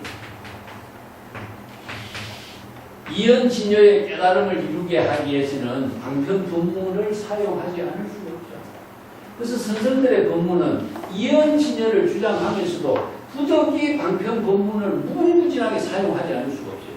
그런데 방편법문은 바로 언어의 개념을 이루게 하는 것이 아니라 진여의 지혜를 이루게 하는 법문이었다. 이게 바로 선생들의 어록이 무궁무진하게 많은 법문을 설하게 한 의미를 두고 있어요. 그래서 우리가 불교의 경전 같은 거 보세요. 다른 그 종교 단체에서 제시하고 있는 예를 들어서 기독교 같은 데도 구약 선서나 신약 선서 책이 5밖에 안 되죠. 코란 해봐도 하는 거. 이렇게 하나의 경은 뭐냐, 신 중심에 사고 있기 때문에 신의 절대적인 어떤 가치를 제시하다 보니까 그것만이 기준이 되겠죠. 그런데 불교는 수없이 많은 선생들의 방편 법문을 통해서 신실된 깨달음을 이루게 되기 때문에 불교의 경전은 무궁무진하게 많아요. 그래서 84,000이라고 하는 말은 무궁무진하게 많다는 거예요. 방편 법문이. 자, 18쪽에 내가 기실론의 그 이야기, 이 구절도 기실론에서 중요하기 때문에 내가 조금 언급을 했어요. 이연진여의 세계를 언진여로 다음같이 설명을 하고 있다. 진여라고 말하지만은 그 진여의 이름에 상응하는 진여의 실체의 존재라고 하는 모습은 없다. 진여라고 하는 말도 임시 방편으로 붙인 이름일 뿐이다. 어느 방편인 은설의 극치로서 진여를 표현한다는 것은 맞지 않지만 언어라고 하는 방편에 의지하지 않고서 진여의 본체를 표현할 수가 없기 때문에 진여라는 방편 언어로 진여라는 언어의 자취를 없애면서 진여라는 언어로 표현하는 것뿐이다. 이 말입니다. 이 말이 굉장히 문장은 짧아요. 문장은 짧은데 번역하기가 어려운 기실론의 한 구절입니다. 그래서 내가 이걸 완전히 의역을 합니다. 그래서 이연진여와 어언진여를 가지고 불교의 모든 법문을 설하고 있습니다. 그래서 이연진여이지만은 어언진여여야 되는 이유가 여기 있어요. 부처의 깨달음 아무리 주장해도 부처의 깨달음의 세계를 이룰 수 있는 방향과 방법을 제시하지 못한다면 부처의 깨달음이 의미가 없어지게 됩니다. 자, 평창을 봅시다. 18쪽 맨 밑에 제 대지도론의 계작업에 대해서 다음같이 설명하니 어떤 성에 사방으로 100유순이나 되는 큰 성이 있습니다. 그 100유순이라는 글입니다. 아주 그한 1유순도 크지만 100유순에는 엄청나게 큰 거리, 먼 거리를 가요. 그 안에 계자씨가 적은 것의 상징이죠. 계자씨를 가득 채우고 100년 만에 계자씨 하늘을 끄잡아내어서 계자씨가 다 없어지더라도 무한의 시간인 급은 다 하지 않는다는 말입니다. 또 급성이라고 하는 말은 영어로 급파인데 번역하면 시간이다. 시간.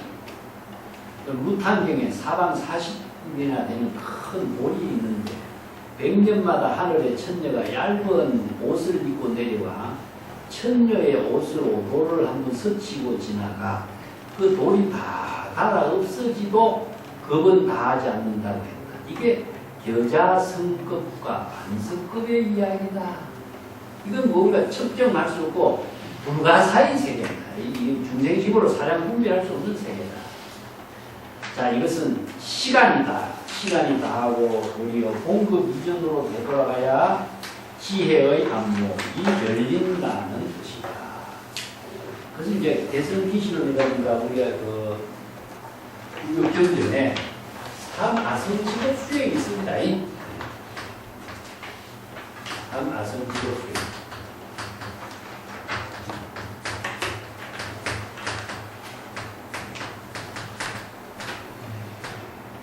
이 삼아성직업 수행이란 말을 가지고 기신론에 던져 두 가지 이야기하는데 이 한 급을 다 하기도 이게 우리가 불가능한 이야기잖아요. 그래서 이제 이것은 무궁무진하게 긴 시간 수행을 해야 된다는 의미로 이 비유법을 써요. 그렇다면은 삼아성직업의 수행을 하고 또 아니면은 부처님이 불법 난봉이라고 해서 부처님이 설법하는 인연을 만나지 못하면 수행하는 깨달음을 이루는 겁니다. 이 두 가지 문제가 수행에서 큰 과제였거든요. 그래서 이 시간을 게으른 사람에게 삼아성직업 수행을 제시한 것이고 부지런한 사람에게는 일념의 깨달음을 이루어서 성불하는 거죠. 그래서 이제 입신성불, 일념성불, 경성성불. 그래서 시간이라고 하는 것 자체가 초월돼서 이루어진 것이 선에서 이야기합니다. 경성성불. 그래서 입지성불. 초발심 정각은 견성성불. 그래서 일념성불. 이런 언어들이 전부 다 시간을 초월해서 발심 수행으로서 이루어지는 불교의 법문입니다. 그래서 삼아성직업이라는 수행은 비유법으로 쓰고 있어요. 게으른 사람에게 그 시간을 아껴 써서 수행을 해야 된다. 이런 거죠. 자, 19쪽 봅시다. 한중이란 장자 제몰론의 수레바퀴를 연결하는 지도의 축인데 수레바퀴 중심 축이 텅빈 것과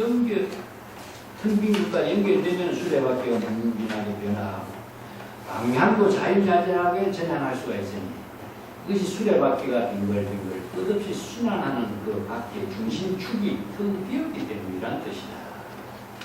수레바퀴의 중심축이 텅 빈 것은 한중은 본체이고 수레바퀴가 끝이 없이 빙글빙글 순환하는 것은 작용인 것이다. 이걸 이제 수레바퀴 한중에다 비유해서 공과 불공에다가 비유해서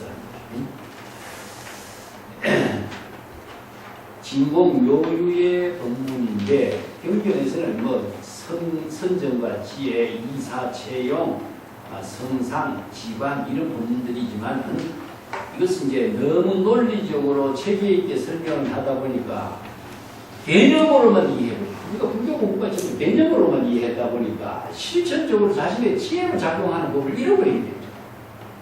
이 팔정도는 잘하는데 팔정도가 자신의 생명으로 작용하지 않는 거 관계없는 걸로 생각합니다. 그래서 이제 이런 문제점들을 쓰면 바로 원래 면목으로 좀 연결시켜 버렸어요. 요 말하고 중국의 사상에서 이제 환중이란 말과 비슷한 사상이 중용이라고 중용의 중용하고 중도하고 비슷하죠. 그 중용의 구절을 우리가 같이 이번 시간에 공부 좀 합시다. 19쪽에 희노애락의 감정이 발생하지 않는 것이 중이요 희노애락의 감정이 나타나 절도 있게 실행되는 것을 화라고 하니 중은 천하의 근본이 되어 화는 천하의 도를 통달하는 경지라 중과 화가 일치하면 천하의 본래 자리에 위치하고 만물이 화용하게 되는 것이다. 여기 어떻게 보면 불교에서 중도 사상하고 같죠. 자, 근데 주자라든가 저 중용에 대한 여러 가지 해석이 나오는데 불교 사상하고 차이가 무엇이냐면 논어의 구조도 비슷한데 지나치면 오히려 미치지 못한 것 같다. 요 말. 그래서 똑같은 중이라는 언어를 사용하는데 유교라든가 중용에서 사용하고 있는 중은 요 미가 마음작용이 일어나지 않는 상태에 용이라는 것은 이발 작용이 발휘된 거죠. 근데 요거는 뭐냐면은 불교 입장에서 본다면 공이고 또 불공이라고 볼 수 있어요.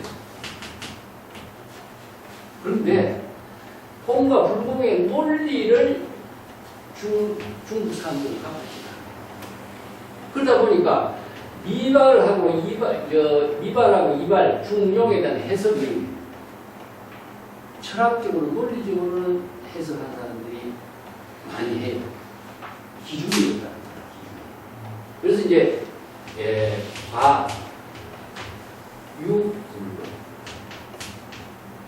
과는 11입니다. 내지 12 숫자를 본다. 불법은 뭡니까? 8과 9예요. 근데 과유는 불법이나 지나친 것은 같은 거예요. 둘 다 평행을 이루어버린다는 것이죠. 그러면 이 사람들의 기준은 무엇이냐? 이 10이라고 하는 것이 기준인데 10이라는 숫자를 갖고 이것을 제시하지 않고 이 한자로만 제시해 봅니까? 기준이 없어요. 기준이 없다라고 하는 것은 하나의 법이 없다. 논리가 없다. 그러다 보니까 해석하는 사람들, 불교의 철학은 뭐냐? 10을 기준으로 해서 11과 12 숫자로 논리적으로 딱 설명하니까 어떤 사람이 계산해도 이것은 틀리죠. 정합성을 갖고 있어요. 시간과 공간을 초월해서 어떤 사람도 똑같은 안목으로 이 법을 설할 수가 있어요. 근데 다른 사람들, 한문을 잘하는 사람도 이 과가 뭐냐, 불법이 뭐냐 이걸 해석이 분분할 수가 없어요. 그러다 보니까 기준을 갖고 있지 않는 것이 중국인들의 한자 문화의 논리의 빈약성입니다. 그래서 우리가 한자를 갖고 공부를 할 적에도 법으로 해석해야 될 것을 한자로만 해석했으니까 어떤 문제가 생기겠어요? 이게 지금 큰 하나의 과제라는 것이죠. 그래서 여기도 불교에서는 이제 중은 무엇이냐? 아까 여기 있으면은 공이고 중도를 이야기해요. 도는 불공입니다. 그래서 이제 진공 묘유를 중도라고 불교에서 진공 묘유.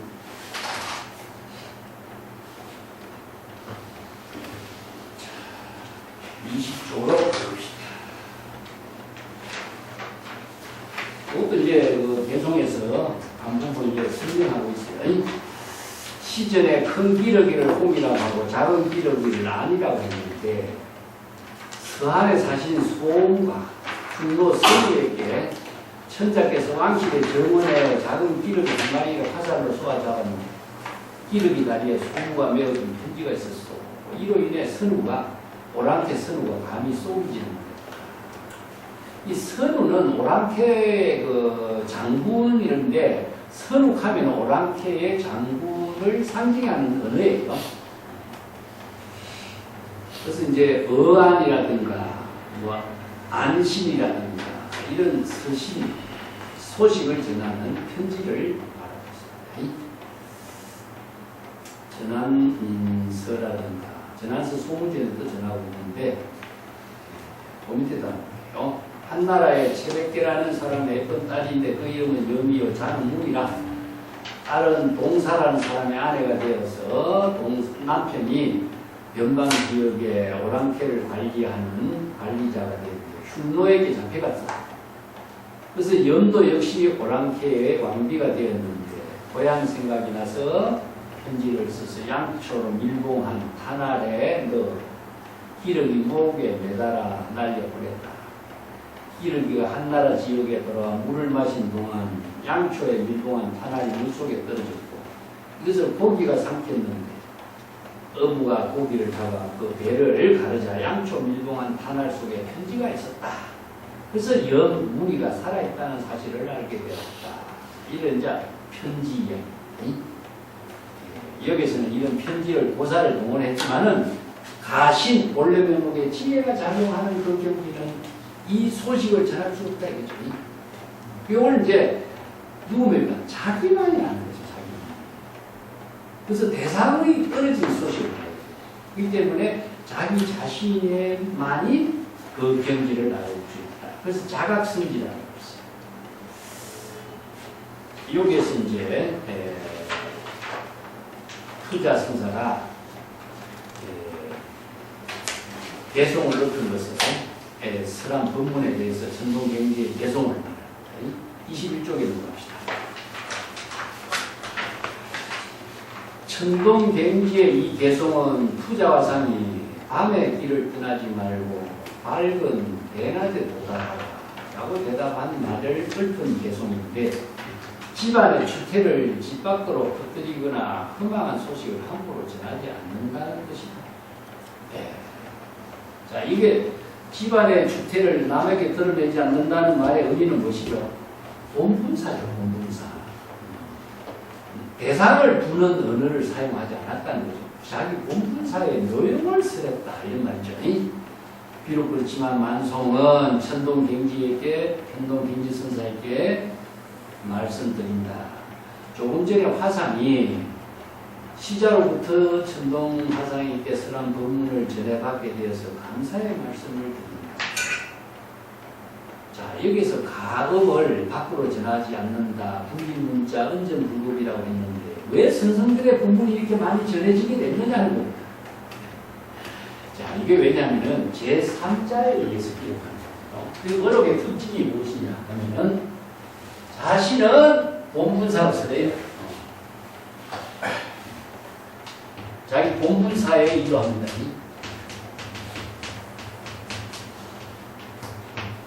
그렇기 때문에 지금 여기 본분사로 하기 때문에 대상이 없어요. 누구를 위해서 없어요. 그렇기 때문에 불교에서도 뭡니까? 부처님이 법화경에 불지경으로 계시오이나 개입하는 것은 이때사입니다. 이 본문을 그대로 선생들은 개성합니다.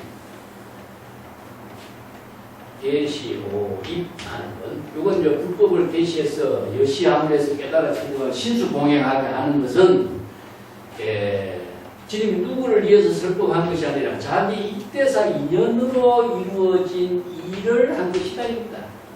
부처님도 이때사 일했죠. 그럼 달마대사가 서쪽에서 온 것은 누구를 해가에게 법을 전하기 위해서 온 거냐? 인도의 불법을 중국에 전하기 위해서 온 거냐? 아니죠. 그래서 불교는 목적이 없어요. 목적을 두고 있는 것은 이건 중생이 되어버려요. 그래서 방편 법문은 자기 본분사의 지혜를 이루게 하는 법문이야. 그 선생들의 법문도 마찬가지예요. 자기 본분사로서 설법했을 뿐이다. 설법하는 일이 자기 본분사의 일이지 누구 때문에 누구를 위해서 자기 설법하지 않았어.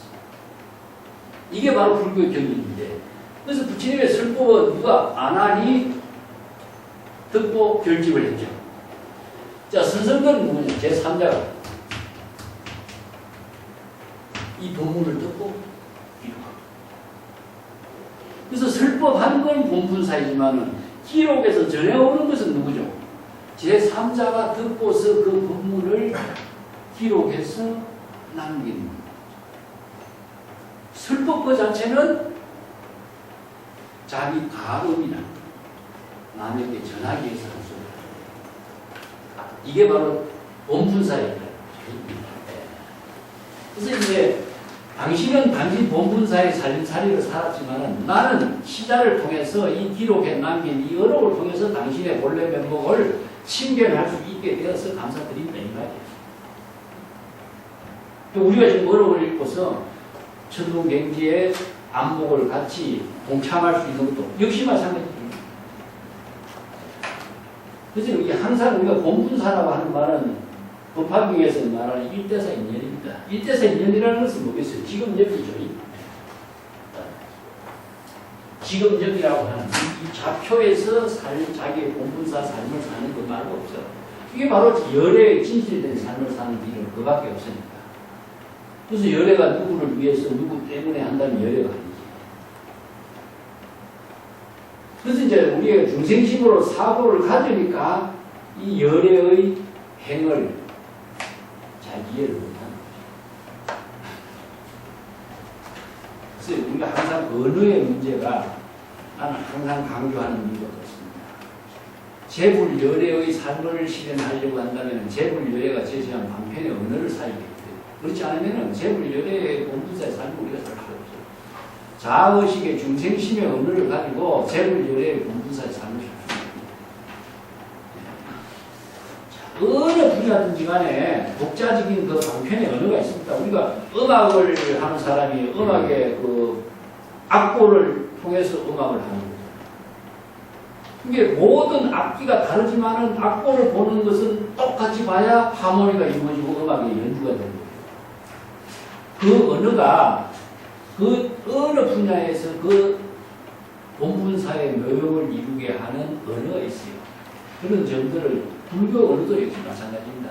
중생이 사용하는 언어가 있고 재불보살이 사용하는 언어가 있어요. 그래서 우리 불교에서 수없이 많은 방편 본문은 재불보살의 지혜를 이루게 하는 방편의 본문의 언어라는 거죠.